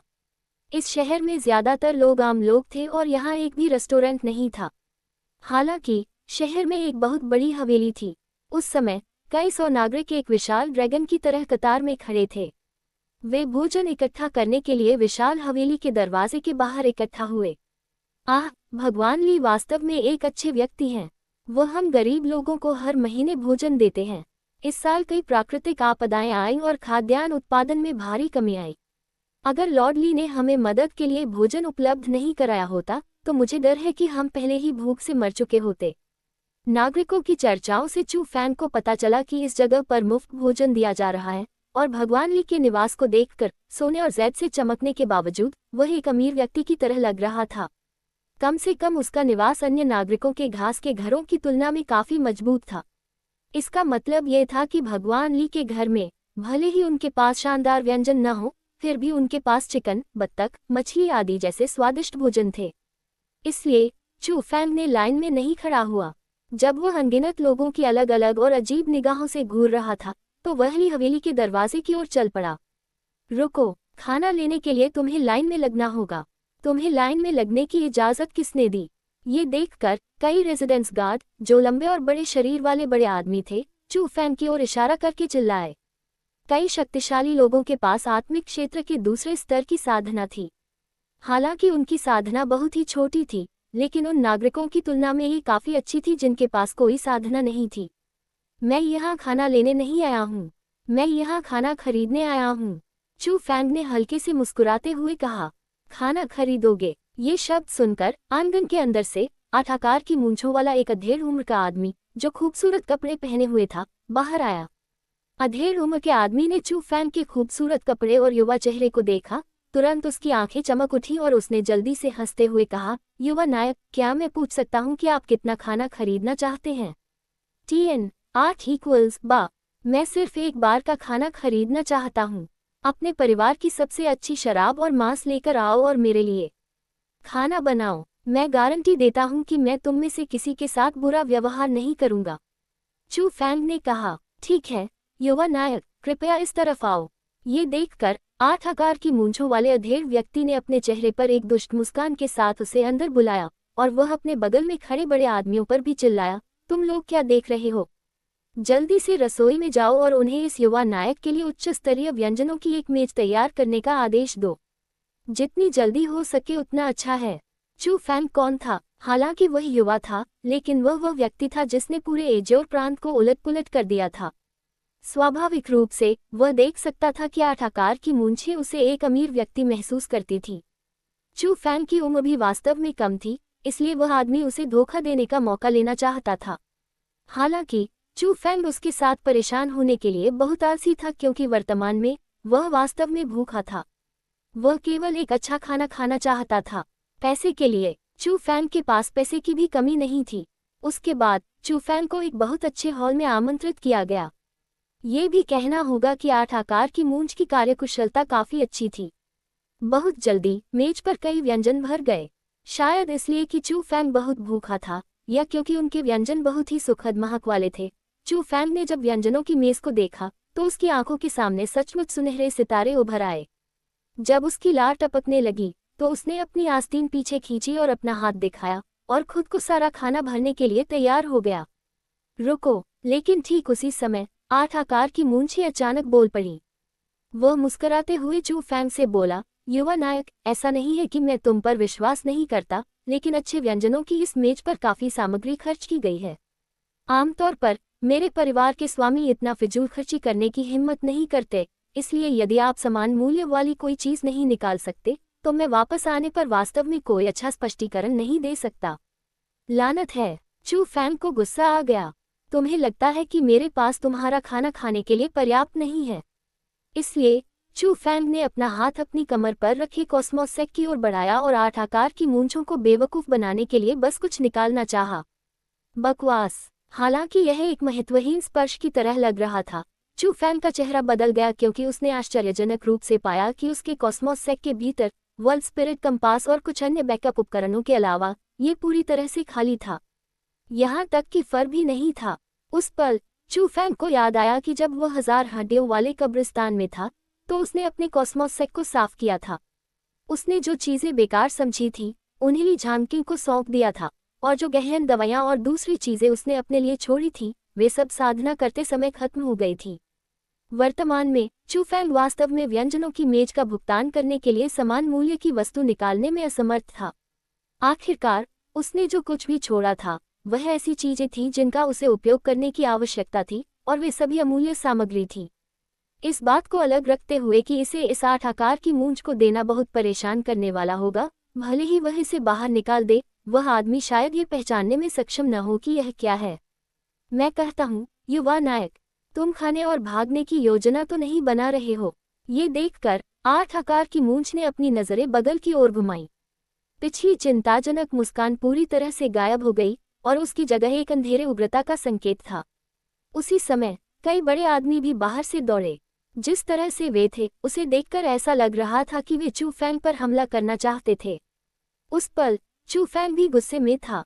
उसने अपनी पहचान, अपनी ताकत के बारे में सोचा। फिर भी वह वास्तव में भिखारियों के समूह द्वारा नीची नज़र से देखा जा रहा था। चू फैंग का पहला विचार अपना हाथ उठाना और मुक्का मारना था ताकि उनकी छत उड़ जाए और वे उसकी अपनी ताकत देख सके और अपनी गलती का गहराई से एहसास कर सकें। लेकिन अधिक विस्तार से सोचने पर चू फैंग को पता चला कि वह वास्तव में अनुचित था। बिलों का भुगतान करने के लिए पैसे के बिना भोजन करना एक तथ्य था, और समस्या को हल करने के लिए बल का उपयोग करना वास्तव में बहुत अच्छा नहीं था। हालांकि चू फैंग चीजों से नहीं डरता था, लेकिन वह एक दुष्ट व्यक्ति नहीं था जो अपराध करने के अलावा कुछ नहीं करता था। स्वाभाविक रूप से वह कमजोरों को धमकाते हुए इतना दबंग और अभिमानी काम नहीं कर सकता था। तुम सब क्या कर रहे हो? लेकिन ठीक उसी समय हॉल के बाहर से एक बूढ़े आदमी की सख्त चीख सुनाई दी। उसके बाद 60 साल का एक बूढ़ा आदमी अंदर आया। उस बूढ़े व्यक्ति ने बहुत पुराने कपड़े पहने थे और उसका रूप भी बहुत गंदा था। वह वास्तव में एक बूढ़े व्यक्ति की तरह लग रहा था जो रात में समय बताने के लिए घंटियां बजाता हुआ घूमता था। हालांकि जब वह बूढ़ा व्यक्ति दिखाई दिया तो चाहे वह 8 आकार की मूंछें हो या कई बड़े आदमी, वे तुरंत अधिक विनम्र हो गए। भगवान, यह आदमी खाना खाकर भागना चाहता है। जाहिर है 8 आकार की मूंछें उस बूढ़े आदमी से बहुत डरी हुई थी और वह जल्दी से समझाने के लिए उनके पास गया। उस क्षण चू फैंग को अंततः पता चल गया कि वह बूढ़ा व्यक्ति, जो किसी विशेष व्यक्ति की तरह नहीं दिखता था, इस बड़े निवास का स्वामी था, भगवान ली, जिसके बारे में नागरिकों का कहना था कि वह दयालु था और दूसरों के लिए अपनी संपत्ति दान करना पसंद करता था।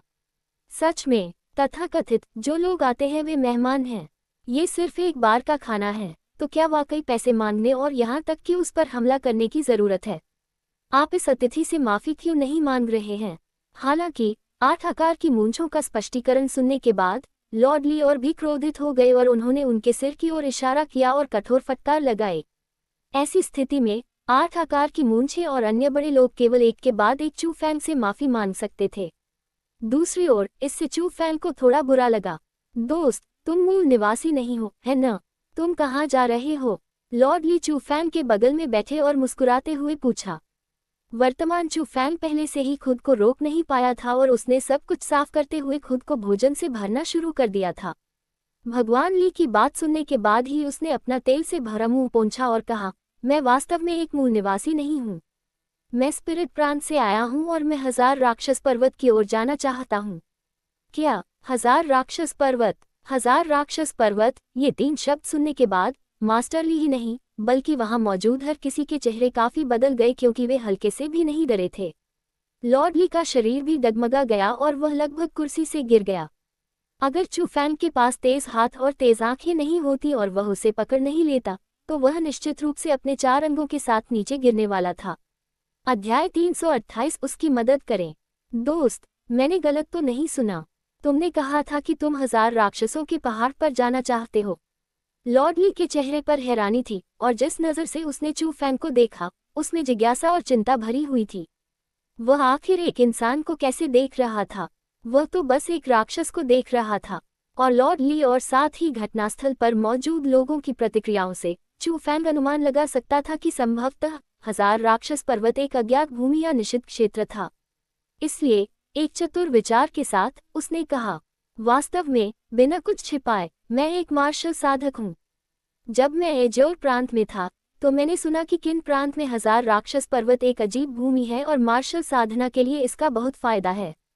इसलिए एक लंबी और कठिन यात्रा के बाद मैं इस स्थान पर आया क्योंकि मैं 1000 राक्षस पर्वत की महिमा का अनुभव करना चाहता था। मार्शल कल्टीवेटर, तुम्हारे जैसा छोटा बदमाश। हालांकि मार्शल कल्टीवेटर 2 शब्द सुनने के बाद 8 आकार की मूंछ और अन्य बड़े लोगों ने तुरंत तिरस्कार भरी नजरों से देखा। जाहिर है उन्हें विश्वास नहीं था कि चू फैंग एक मार्शल कल्टीवेटर था। मित्र, मुझे नहीं पता कि 1000 राक्षस पर्वत मार्शल साधना के लिए बहुत फायदेमंद है या नहीं, लेकिन 1000 राक्षस पर्वत मनुष्यों के लिए वर्जित भूमि है। ये राक्षसी जानवरों की दुनिया है। प्रतिष्ठित राजकुमार के महल ने एक बार आदेश दिया था कि किसी भी शक्ति या व्यक्ति को बिना अनुमति के 1000 राक्षस पर्वत में प्रवेश करने की अनुमति नहीं थी। अन्यथा अगर उन्होंने 1000 राक्षस पर्वत में राक्षसी जानवरों को नाराज किया तो एक बड़ी लड़ाई शुरू हो जाएगी। मास्टर ली ने गंभीरता से याद दिलाया क्योंकि वह बहुत डर गया था कि चू फैंग को अच्छे या बुरे का पता नहीं था और वह 1000 राक्षस पर्वत में प्रवेश करेगा। प्रतिष्ठित राजकुमार का भवन, वे किन प्रांत के शासक हैं? चू फैंग ने उत्सुकता से पूछा। दोस्त, ऐसा लगता है कि तुम सचमुच पहली बार किन प्रांत में आए हो और तुम्हें इसके बारे में कुछ भी पता नहीं है। ये देखकर बूढ़ा आदमी पहले तो हैरान रह गया, फिर बाद में उसने विस्तार से बताया। प्रतिष्ठित राजकुमार की हवेली को मूल रूप से प्रतिष्ठित विला कहा जाता था और यह मेरे किन प्रांत में नंबर 1 शक्ति है। क्योंकि प्रतिष्ठित विला हर दिन मजबूत होता जा रहा था और पहले से ही किन प्रांत के मूल शासक थिक ग्राउंड ग्रास प्रिंस की हवेली को पीछे छोड़ चुका था, इसलिए राजवंश ने थिक ग्राउंड ग्रास प्रिंस की हवेली की सत्ता को हटा दिया और किन प्रांत को प्रबंधन के लिए प्रतिष्ठित विला को सौंप दिया। भगवान ली की बातें सुनने के बाद चू फैंग भी प्रतिष्ठित विला की ताकत को समझने में सक्षम था। राजवंश के मान्यता प्राप्त शासक से आगे निकलने के लिए अपने स्वयं के विकास का उपयोग करने में सक्षम होने का मतलब था कि प्रतिष्ठित विला के पास वास्तव में कुछ तरीके थे। कम से कम लिंग्यून स्कूल ऐसा करने में असमर्थ था। 1000 राक्षस पर्वत में राक्षसी जानवर वास्तव में इतने शक्तिशाली हैं, यहाँ तक कि सबसे शक्तिशाली शरीर भी उन्हें अपमानित करने की हिम्मत नहीं करता है। चू फैंग ने 1000 राक्षस पर्वत के बारे में अधिक समाचार जानने की कोशिश की। बेशक 1000 राक्षस पर्वत में मौजूद राक्षसी जानवर वाकई डरावने हैं। 1000 राक्षस पर्वत पर मौजूद राक्षसी जानवर लगभग 1000 साल से राज कर रहे हैं। मैंने सुना है कि वहां रहने वाले राक्षसी जानवरों की संख्या कई मिलियन तक पहुंच जाती है। उनमें से हर एक बेहद क्रूर है और कुछ तो इंसानी रूप में भी बदल सकते हैं। खासकर 1000 राक्षस पर्वत के अंदर के 4 महान राक्षस राजा, उनके पास बहुत शक्तिशाली शक्ति है और यहाँ तक कि प्रतिष्ठित राजकुमार के महल के स्वामी भी उनसे डरते हैं। लेकिन सौभाग्य से उनकी गतिविधियां 1000 राक्षस पर्वत के भीतर ही रहती हैं, अन्यथा किन राजकुमार के नागरिकों को दुर्भाग्य का सामना करना पड़ता। और इसी वजह से प्रतिष्ठित विला ने आदेश दिया और कहा कि किसी को भी 1000 राक्षस पर्वत पर कदम रखने की अनुमति नहीं है, अन्यथा अगर यह राक्षसी जानवरों के क्रोध को भड़काता है और उन्हें मनुष्यों पर हमला करने के लिए प्रेरित करता है तो ये परिवार के विनाश के योग्य एक बड़ा अपराध होगा। लॉर्ड ली ने कहना जारी रखा। तो यह ऐसा ही है। ऐसा लगता है कि लॉर्ड ली, आप वास्तव में किन प्रांत के मामलों के बारे में काफी कुछ समझते हैं। चू फैंग लॉर्ड ली की प्रशंसा करने से खुद को रोक नहीं पाया। किसी का ज्ञान आमतौर पर काफी सीमित होता है, इसलिए निचले पदों पर बैठे लोगों को कम जानकारी होती है, विशेषकर वह छोटा शहर जिसमें लॉर्ड ली और अन्य लोग रहते थे। ये किन प्रांत का सीमावर्ती क्षेत्र था, इसलिए सामान्यतः चूंकि उनकी स्थिति आम लोगों जैसी थी, उन्हें बहुत कुछ नहीं पता होना चाहिए था। दरअसल मैंने यह अपने पोते से सुना है। मेरा पोता दूसरे दर्जे के स्कूल इल्यूजनरी थंडर स्कूल का मुख्य शिष्य है। ईमानदारी से कहूँ तो मेरा परिवार मूल रूप से गरीब नागरिक था, लेकिन क्योंकि मेरे पोते में काफी क्षमता है, इसलिए हम अपनी वर्तमान संपत्ति प्राप्त कर सकते हैं। जब उन्होंने अपने पोते का जिक्र किया तो लॉर्ड ली के चेहरे पर गर्व झलक रहा था। प्रभु, प्रभु! लेकिन ठीक उसी समय हॉल में अचानक चीखने की आवाज़ें गूंजने लगी। चीखों के बाद एक पतला और कमजोर युवक तेजी से दौड़ता हुआ आया। तो यह वानगेर है। क्या हुआ, इतनी जल्दी क्यों थी? लॉर्ड ली ने हंसते हुए पूछा जब उसने देखा कि वह व्यक्ति आया था। ये देखा जा सकता था कि वह हवेली में नौकरों के साथ बहुत अच्छा व्यवहार करता था। यह इल्यूजनरी थंडर स्कूल से एक पत्र है। वानगेर नामक पुरुष ने पत्र सौंप दिया। यह मेरा पोता है। उस पल लॉर्ड ली बहुत खुश हुए। पत्र लेने के बाद उन्होंने बहुत ही अभ्यास के साथ पत्र को खोला और खुशी से भरे चेहरे के साथ इसे पढ़ना शुरू किया। हालांकि चू फैंग ने पाया कि भगवान ली का चेहरा और भी ज्यादा खराब होता जा रहा था। पहले ये थोड़ा पीला था, फिर ये थोड़ा नीला हो गया, अंत में ये थोड़ा बैंगनी हो गया और यहाँ तक कि उसका शरीर भी कांपने लगा। अंत में उसका शरीर एक तरफ झुक गया और वह बेहोश हो गया। लॉर्ड ली, क्या आप ठीक हैं? सौभाग्य से चू फैंग ने अपने हाथ आगे बढ़ाए और उन्हें कुर्सी पर बिठाया। उस दृश्य ने ली हवेली के लोगों को भी डरा दिया और वे जल्दी से ये देखने के लिए वहां पहुंचे कि लॉर्ड ली के साथ क्या हुआ। दूसरी ओर चू फैंग ने लॉर्ड ली द्वारा फर्श पर गिराए गए पत्र को उठाया। पढ़ने के बाद चू फैंग को आमतौर पर स्थिति समझ में आ गई और साथ ही यह भी समझ में आ गया कि लॉर्ड ली क्यों बेहोश हो गए। वह पत्र उनके पोते ने नहीं भेजा था। ये पत्र उनके पोते के इल्यूजनरी थंडर स्कूल के सबसे करीबी दोस्तों में से एक ने गुप्त रूप से भेजा था। पत्र का सार ये था कि लॉर्ड ली के पोते ने गलती से इल्यूजनरी थंडर स्कूल के युवा स्कूल प्रमुख को नाराज कर दिया था। वर्तमान में वह कैद में था और उसके दोस्त को उम्मीद थी कि लॉर्ड ली उसे बचाने का कोई तरीका सोचेंगे। लेकिन गरीब परिवार में जन्मे लॉर्ड ली के पास अपने पोते को कैद से बाहर निकालने की ताकत कैसे हो सकती थी? उनके पास जो भी दौलत थी वह सब उनके पोते ने ही लाई थी। इसके अलावा उनके लिए इल्यूजनरी थंडर स्कूल एक अछूत विशाल राक्षस था। वे उनके बारे में सोचकर भी डर जाते। अपने पोते को बचाने के लिए ऐसी जगह पर जाने की तो बात ही छोड़िए। इसलिए लॉर्ड ली को उस खबर को सुनने के बाद बेहोश हो जाने के लिए दोषी नहीं ठहराया जा सकता, क्योंकि उनके लिए ये वास्तव में साफ आसमान में गड़गड़ाहट की तरह था। एक भयानक दुस्वप्न। ओई, भगवान ली के पोते का नाम क्या है? चू फैंग ने 8 आकार की मूंछों वाले आदमी से पूछा। ये किस लिए है? 8 आकार की मूंछ ने सतर्कता से चू फैंग को देखा। मैं आपसे उसका नाम पूछ रहा हूँ। चू फैंग की पुतलियां सिकुड़ गईं और एक ठंडी चमक दिखाई दी। 8 आकार की मूंछ चू फैंग की निगाहों से घबरा गई। एक झटके के साथ वह जमीन पर निढाल होकर बैठ गया। उसने कुछ भी छिपाने की हिम्मत नहीं की और कांपती हुई आवाज में कहा, वह उसका नाम ली दातो है। TN ली इक्वल्स उपनाम, दातो इक्वल्स बड़ा सिर। भ्रामक थंडर स्कूल की दिशा कौन सी है? चू फैंग ने फिर पूछा और 8 आकार की मूंछ ने उसे ब्रह्मकारी थंडर स्कूल की दिशा के साथ साथ यहाँ से वहाँ की दूरी भी बताई। सारी बातें सुनने के बाद चू फैंग तेज कदमों से चला गया। ली परिवार के नौकरों के चेहरे पर उलझन थी, क्योंकि उन्हें समझ में नहीं आ रहा था कि इतनी कम उम्र का युवक ऐसी बातें क्यों पूछ रहा है। दूसरी ओर 8 आकार की मूंछों वाला आदमी चुपचाप बैठा रहा और बहुत देर तक उसे होश नहीं आया। वह अभी भी उस खौफ में डूबा हुआ था जो चू फैंग की निगाहों के साथ आया था। चू फैंग ने उन चीजों के बारे में क्यों पूछा? स्वाभाविक रूप से ये भगवान ली की मदद करने के लिए था। चू फैंग देख सकता था कि भगवान ली एक अच्छे इंसान थे, एक सच्चे अच्छे इंसान, और पूरे शहर के नागरिक इस बात से सहमत थे। एक तरफ तो उसने उसे 1000 राक्षस पर्वत के बारे में बताया, उसने उसे भोजन भी दिया। पूरी तरह से उसकी सद्भावना और उसके असाधारण चरित्र के आधार पर चू फैंग को लगा कि उसकी मदद करने की जरूरत है। अध्याय 329 पूरी तरह से वश में। इल्यूजनरी थंडर स्कूल वास्तव में ली परिवार से बहुत दूर नहीं था।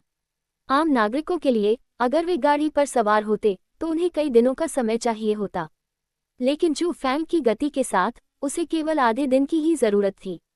इसलिए आधे दिन की भागदौड़ के बाद चू फैंग पहले से ही तथाकथित इल्यूजनरी थंडर स्कूल में पहुंच चुका था।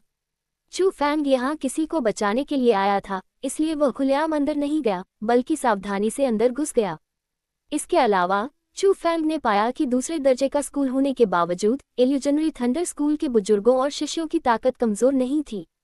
वे एजोर प्रांत के पहले दर्जे के स्कूलों से बिल्कुल भी कमतर नहीं थे। हालांकि ऐसा स्कूल चू फैंग को धमकी नहीं दे सकता था और वह एग्गी की शक्ति से उस जगह को पूरी तरह से नष्ट भी कर सकता था। आखिरकार किन प्रांत एजोर प्रांत से अलग था और चू फैंग को अभी भी कम प्रोफाइल रखना पड़ा था जब वह पहली बार यहाँ आया था। इस प्रकार विश्व अध्यात्मवादियों के अनोखे तरीकों पर भरोसा करते हुए चू फैंग चुपके से इल्यूजनरी थंडर स्कूल के मुख्य क्षेत्र में घुस गया और एक रंगीन बगीचे में पहुंच गया। ली दातो को बचाने का पहला कदम सबसे पहले उस व्यक्ति को ढूंढना था जिसने उसे बंद कर दिया था, इल्यूजनरी थंडर स्कूल का युवा प्रमुख। एक एक कदम आगे बढ़ते हुए वह आगे बढ़ा और चू फैंग को आखिरकार कई आकृतियां मिली। ये पुरुषों और महिलाओं का एक समूह था, वे सभी युवा थे। उनकी साधना भी कमजोर नहीं थी क्योंकि वे सभी गहन क्षेत्र में थे। खास तौर पर शिखाकेश वाला पुरुष, उसकी साधना पहले ही गहन क्षेत्र के छठे स्तर पर पहुंच चुकी थी। वह साधना वास्तव में कमजोर नहीं थी, या कम से कम एजोर प्रांत में युवा पीढ़ी में केवल कुछ ही लोग उस स्तर तक पहुंचे थे। हालांकि किन प्रांत की सीमाओं के भीतर वह वास्तव में एक दूसरे दर्जे के स्कूल का युवा प्रमुख बन गया था। इससे ये देखा जा सकता था कि किन प्रांत और अजूर प्रांत के बीच ताकत में कितना बड़ा अंतर था। उस समय चू फैंग मूल रूप से ली दातुओं के ठिकाने के बारे में पूछने से पहले युवा स्कूल प्रमुख को सबक सिखाने के लिए तुरंत दौड़ना चाहता था, लेकिन उनकी बातचीत की सामग्री सुनने के बाद चू फैंग मदद नहीं कर सका और इस तरह की इच्छाओं को रोक नहीं सका क्योंकि उनकी बातचीत के दौरान चू फैंग ने संवेदनशील 3 शब्द सुने, 1000 राक्षस पर्वत। मैंने कभी नहीं सोचा था कि इतने लंबे समय तक छिपे रहने के बाद भी प्रतिष्ठित विला अभी भी इसे बर्दाश्त नहीं कर सकता है और वे 1000 राक्षस पर्वत पर अपने हमले शुरू कर देंगे। हाँ, तथाकथित एक अकेला पहाड़ 2 बाघों को नहीं रख सकता, एक अकेला प्रांत 2 राजाओं को नहीं रख सकता। हालांकि 1000 राक्षस पर्वत में राक्षसी जानवर किन प्रांत में विभिन्न शक्तियों के मामलों में हस्तक्षेप नहीं करते हैं और वे केवल अपनी जमीन के छोटे से टुकड़े में रह रहे हैं।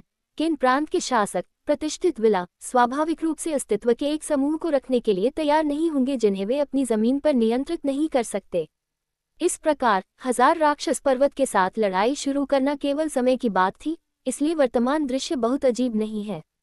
मम्मा, लेकिन यह मानना होगा कि प्रेस्टीजियस विला के पास कुछ तरीके हैं। इसने वास्तव में एक विवाह समारोह आयोजित किया और सभी बेहतरीन सौंदर्य प्रतिभाओं को असाधारण ताकत के साथ बाहर निकाला। अभी किन प्रांत की पूरी युवा पीढ़ी प्रेस्टीजियस विला की ओर बढ़ रही है और यहाँ तक कि अन्य प्रांतों से भी शीर्ष प्रतिभाएं आ रही हैं। ये सच है या झूठ? हजारों राक्षसों वाले पहाड़ की देखभाल के लिए प्रेस्टीजियस विला ने वास्तव में ऐसे तरीकों का इस्तेमाल किया था। मदद के लिए दूसरे प्रांतों की शक्तियों के साथ जुड़ना, हजारों सच्चे और 10,000 पक्के। हालांकि उन्होंने अन्य शक्तियों के साथ गठबंधन करने के लिए नहीं कहा। अगर ये तथाकथित विवाह सभा सफल होती है तो स्वाभाविक रूप से वे अन्य शक्तियों के साथ गठबंधन का रिश्ता रखेंगे। मुझे यकीन है कि जब तक प्रतिष्ठित विला में 1000 राक्षस पर्वत पर हमला करने के इरादे हैं, तब तक अन्य प्रांतों की महान शक्तियां बैठकर इंतजार नहीं करेगी। आखिरकार उस पर्वत श्रृंखला के भीतर कई खजाने हैं। अन्य प्रांतों की शीर्ष शक्तियों के साथ गठबंधन स्थापित करना, ये तो दोधारी तलवार की तरह है। अगर चीजें ठीक नहीं हुई तो यह वास्तव में दुल्हन को छोड़ना और सेना खोना होगा, जिससे दोहरा नुकसान होगा। क्या ऐसा करके वे कुछ ज्यादा ही लापरवाह नहीं हैं? स्वाभाविक रूप से मुझे यकीन है कि प्रतिष्ठित विला के अपने विचार होंगे, इसलिए हमें इन चीजों के बारे में चिंता करने की कोई आवश्यकता नहीं है। दूसरी ओर मैंने सुना है कि स्पिरिट प्रांत से जी कबीले के भावी प्रमुख जी किंगमिंग पहले ही किन प्रांत में आ चुके हैं और उनका लक्ष्य इस विवाह समारोह में शामिल होना है। जी किंगमिंग, वह वास्तव में एक असाधारण प्रतिभाशाली व्यक्ति है। मैंने सुना है कि जब वह गहन क्षेत्र के 9वें स्तर पर था तो उसने एक बार स्वर्ग क्षेत्र के एक विशेषज्ञ को हराया था। वर्तमान में उसे पहले ही स्वर्ग क्षेत्र में प्रवेश कर जाना चाहिए था, है न? केवल जी किंगमिंग ही नहीं, तांग प्रांत, सोन प्रांत, युआन प्रांत, मिंग प्रांत और सुई प्रांत से युवा पीढ़ी के शीर्ष चरित्र भी किन प्रांत में आए हैं और उनका लक्ष्य इस विवाह समारोह में शामिल होना है। हे भगवान, मैंने कभी नहीं सोचा था कि प्रतिष्ठित विला की रैली शक्ति इतनी मजबूत होगी। इस बार क्या 9 प्रांतों के महाद्वीप की सबसे मजबूत युवा पीढ़ी किन प्रांत में एकत्रित नहीं हुई है? मैं वास्तव में उन राक्षसों की महिमा पर एक नज़र डालना चाहता हूँ। लेकिन दुख की बात है कि मैंने सुना है कि केवल युवा पीढ़ी के लोगों को ही विवाह समारोह में भाग लेने की अनुमति है। निमंत्रण प्राप्त करने वाले राक्षसों के अलावा अगर कोई इस विवाह समारोह में शामिल होना चाहता है तो उसे कई तरह की जांच से गुजरना होगा। ऐसा लगता है कि हमें ऐसी कोई उम्मीद नहीं है। कई लोगों के बीच बातचीत सुनने के बाद चू फैंग खुशी से झूम उठा। उसने चुपके से कहा, मैंने कभी नहीं सोचा था कि प्रतिष्ठित विला वास्तव में 1000 राक्षस पर्वत पर हमला करने की तैयारी करेगा। वे सभी क्षेत्रों से लोगों को इकट्ठा कर रहे हैं। सच में स्वर्ग भी मेरी मदद कर रहा है। ये कहना जरूरी था कि चू फैंग की वर्तमान यात्रा उसके लिए बहुत अच्छी खबर लेकर आई है। इसलिए उसने लोगों के समूह की बेकार की बातों को सुनना जारी नहीं रखा। इसलिए वह छलांग लगाता हुआ भूत की तरह मंडप के भीतर प्रकट हुआ, जहां 3 लोग थे। इसलिए उसने शिखा केश वाले पुरुष को देखा, मुस्कुराया और पूछा, आप इल्यूजनरी थंडर स्कूल के प्रमुख हैं। अचानक हुए इस दृश्य ने वहां मौजूद कई लोगों को भयभीत कर दिया, खास तौर पर इल्यूजनरी थंडर स्कूल का युवा प्रमुख। उसका चेहरा एकदम बदल गया और उसने चू फैंग की ओर इशारा करते हुए घबराहट में कहा, तुम कौन हो? धमाका। हालांकि बिना कुछ कहे चू फैंग ने अपना हाथ उठाया और मुट्ठी मारी। ये सीधे इल्यूजनरी थंडर स्कूल के युवा प्रमुख के चेहरे से टकराया। मजबूत शक्ति ने उसे भयंकर रूप से जमीन पर गिरा दिया और वह जो गहन क्षेत्र के 6वें स्तर की खेती कर रहा था, उसके मुंह के आधे दांत बलपूर्वक टूट गए। जब मैं तुमसे कोई सवाल पूछूं तो ईमानदारी से जवाब देना। भगवान, सवाल से जवाब मत देना और यह मत पूछना कि मैं कौन हूं। चू फैंग ने युवा स्कूली छात्र के सिर पर एक मुक्का मारने के बाद ठंडे स्वर में कहा। और उस पल कई युवा पुरुषों और महिलाओं के चेहरे पहले से ही डर से पीले सफेद थे। हर कोई जानता था कि चू फैंग एक विशेषज्ञ था, क्योंकि वह एक ही वार में इल्यूजनरी थंडर स्कूल के युवा प्रमुख को हराने में सक्षम था, जो उनके भीतर सबसे मजबूत था। इसलिए उस पल उन्होंने कोई शब्द नहीं बोला और वे भागने लगे। हालांकि चू फैंग के एक विचार से उसने अपने ग्रे रंग की आत्मा संरचना को फैलाया और सभी को अपने भीतर समाहित कर लिया। भागने की इच्छा तो दूर, उनकी आवाज भी नहीं फैल सकी। मैं आपसे फिर पूछता हूँ, क्या आप इल्यूजनरी थंडर स्कूल के प्रमुख हैं? चू फैंग ने भागने की चाह रखने वाले लोगों के समूह की भी परवाह नहीं की, क्योंकि उसने अपनी आंखों के सामने एक पुरुष की ओर इशारा किया, जिसके बालों की चोटी जैसी थी, और उससे पूछताछ की। मैं हूँ। इस बार इल्यूजनरी थंडर स्कूल के युवा प्रमुख ने कोई हिचकिचाहट करने की हिम्मत नहीं की। उसने अपनी गुफा के किनारे को ढक लिया और आज्ञाकारी ढंग से उत्तर दिया, क्या आपने पहले भी ली दातो नामक एक मुख्य शिष्य को कैद किया था? चू फैंग ने पूछा। ली दातो? मुझे नहीं मालूम। इल्यूजनरी थंडर स्कूल के प्रमुख ने तुरंत अपना सिर हिलाया। मैं तुम्हें नहीं बताऊंगा। हालांकि चू फैंग ने सीधे उसके चेहरे पर एक हुक फेंका और इससे युवा स्कूल प्रमुख, जो बहुत बेचैनी से वापस ऊपर चढ़ गया, वापस जमीन पर गिर गया। इससे उसके मुंह के एक तरफ के दांत भी टूट गए।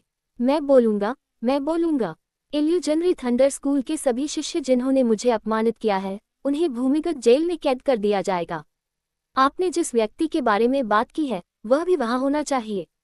इस बार इल्यूजनरी थंडर स्कूल का युवा प्रमुख पूरी तरह से वश में था। अध्याय 330। युवा पुरुष। दूसरे दर्जे के स्कूल इल्यूजनरी थंडर स्कूल में भी हमेशा की तरह ही माहौल था। शिष्यों और बुजुर्गों के चेहरे पर मुस्कान थी।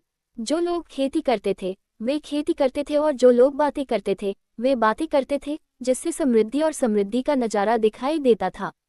हालांकि किसी को भी यह नहीं पता था कि उनके इल्यूजनरी थंडर स्कूल का युवा प्रमुख वर्तमान में इल्यूजनरी थंडर स्कूल के पीछे के बगीचे में एक युवक की पिटाई और तबाही झेल रहा था। मारना बंद करो, मैं तुमसे विनती करता हूँ। तुम जो चाहो मैं तुम्हें दूंगा।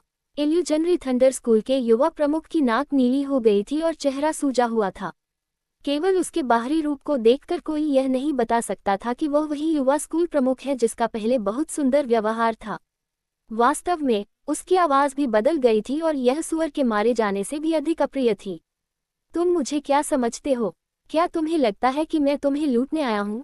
तुम्हारे पास जो थोड़ा बहुत धन है, उसे छीनने आया हूँ।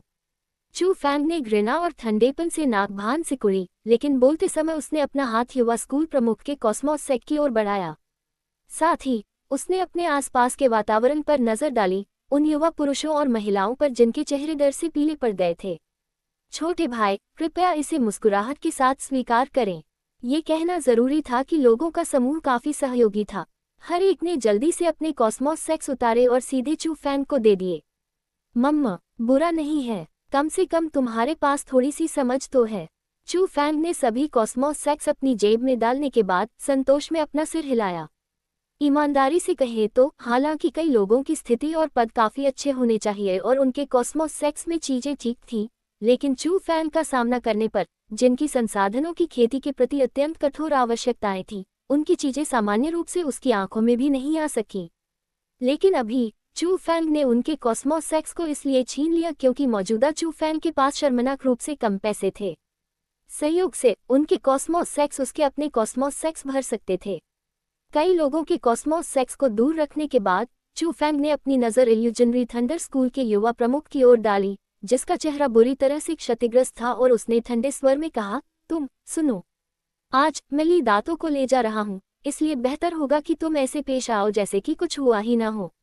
यदि आप ली दातों या उसके परिवार को नुकसान पहुंचाने की हिम्मत करते हैं तो केवल आप ही पीड़ित नहीं होंगे, आपके पिता भी इसमें शामिल होंगे, साथ ही आपका पूरा इल्यूजनरी थंडर स्कूल भी। चू फैंग बोलते समय उसकी आंखों में क्रूरता झलकती थी। उनकी आंखों से बर्फीली ठंडी हत्या की भावना निकलती थी, और एक नज़र में ही किसी को ऐसा महसूस होता था कि ठंड उनके शरीर में प्रवेश कर गई है और उनके दिल की गहराई में डर समा गया है। इससे दूसरों को ऐसा महसूस होता था कि उसके शब्द बिल्कुल भी मजाक नहीं थे, और चूंकि वह ये कह सकता था इसलिए वह ये कर भी सकता था। इसके तुरंत बाद चू फैंग ने फिर से अपनी हथेली बाहर निकाली और युवा इल्यूजनरी थंडर स्कूल की कमर पर कमांडिंग बैज को जोर से पकड़ लिया। उसने कहा, मैं इसे थोड़ी देर के लिए उधार लूंगा, साथ ही आप सभी भी थोड़ी देर के लिए यहाँ आराम करें। आधे दिन बाद ये स्पिरिट फॉर्मेशन अपने आप हट जाएगा। ये शब्द कहने के बाद चू फैंग जाने के लिए तैयार हो गया, लेकिन इल्यूजन थंडर स्कूल के युवा प्रमुख ने बारीकी से पूछा, वास्तव में आप कौन हैं? ये सुनकर चू फैंग ने अपना सिर घुमाया, हल्के से मुस्कुराया, फिर कहा, मैं असुर हूँ। बोलने के बाद चू फैंग उछल पड़ा, स्पिरिट फॉर्मेशन से बाहर निकल गया और तेजी से चला गया। उसने इल्यूजनरी थंडर स्कूल के युवा प्रमुख और अन्य लोगों को पीछे छोड़ दिया, जबकि वे वहीं खड़े थे, जबकि वे अचंभित थे। चू फैंग के प्रति गहरा डर अभी भी उनके चेहरों पर छाया हुआ था। इस दिन के बाद से उनके मस्तिष्क में हमेशा एक युवा व्यक्ति की छवि बनी रहेगी, असुर, जो उनसे भी छोटा था, फिर भी उसके पास असामान्यता की हद तक भयानक ताकत थी। इल्यूजनरी थंडर स्कूल की जेल में कई लोग कैद थे। उन्हें कई तरह के कारणों से उस जगह पर बंद कर दिया गया था, लेकिन अगर किसी को ये बताना हो कि उस जगह पर बंद लोगों में सबसे ज्यादा दुखी कौन थे, तो वे निश्चित रूप से वे लोग थे जिन्होंने युवा स्कूल प्रमुख को नाराज किया था। इस जगह पर उन्हें कोई सजा नहीं मिलेगी, लेकिन उन्हें खेती करने से मना किया जाएगा। अगर उन्हें पूरी जिंदगी के लिए बंद कर दिया जाता तो इसका मतलब था कि वे अपने जीवन के भविष्य को कब्र में भेज रहे थे, और जो लोग युवा स्कूल प्रमुख को नाराज करते थे उन्हें हमेशा यही सजा मिलती।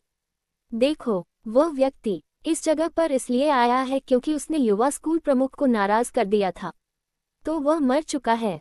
यहाँ तक कि भगवान भी उन लोगों की मदद नहीं कर सकते जिन्होंने युवा स्कूल प्रमुख को नाराज किया। एक कोठरी के भीतर कैदी एक दुबले पतले और कमजोर युवक की ओर इशारा कर रहे थे और चर्चा कर रहे थे, जो बिना कुछ बोले कोठरी के कोने में घुटनों के बल बैठा था। ओए लड़के, तुम्हारा नाम क्या है? ये जानने के बाद कि वह युवक इसलिए आया है क्योंकि उसने युवा स्कूल प्रमुख को नाराज किया था, कई कैदियों ने एक दूसरे को देखा, फिर दुर्भावनापूर्ण इरादों से उस युवक को घेर लिया। मैं ली दातो हूँ। सीनियर्स, क्या बात है? जाहिर है वह युवक उन लोगों से बहुत डरा हुआ था। जेल के अंदर कैदियों द्वारा दूसरे कैदियों को पीटना बहुत आम बात थी। चूंकि उसने युवा स्कूल प्रमुख को नाराज किया था, इसलिए चाटुकारिता के लिए कई लोग उस पर हमला करते थे। इसलिए यही कारण था कि युवा स्कूल प्रमुख को नाराज करने वाले कई लोगों को जेल में पीट पीट कर मार डाला गया। क्या तुम्हें ली दातो कहते हैं? मैंने पहली बार इतना भद्दा नाम सुना है। आओ और घुटनों के बल बैठो, फिर खुद को 1000 बार थप्पड़ मारो। एक पुरुष ने ली दातों की ओर इशारा किया और जोर से चिल्लाया, वरिष्ठों, हमारे बीच कोई शिकायत या नफरत नहीं है, तो फिर आपको मेरे लिए चीजों को इतना मुश्किल बनाने की क्या जरूरत है? हालांकि ली दातो कायर था, लेकिन उसने आसानी से अपना सिर नहीं झुकाया। उसे घुटने टेकने और खुद को थप्पड़ मारने के लिए कहना उन चीजों में से एक था जिसे वह नहीं करने के लिए दृढ़ था। भगवान धिक्कार है, मैं तुम्हें खुद को थप्पड़ मारने के लिए कहता हूँ, तो खुद को थप्पड़ मारो। तुम ऐसी बकवास बोलने की हिम्मत करते हो, उसे मारो। ये देखकर कि ली दातो ने उसकी बात नहीं मानी, नर क्रोधित हो गया और अपना पैर उठाकर उसने ली दातो को जमीन पर पटक दिया। उसके बाद उस कोठरी में मौजूद सभी लोगों ने उसे घेर लिया और उस पर मुक्के और लात मारने लगे।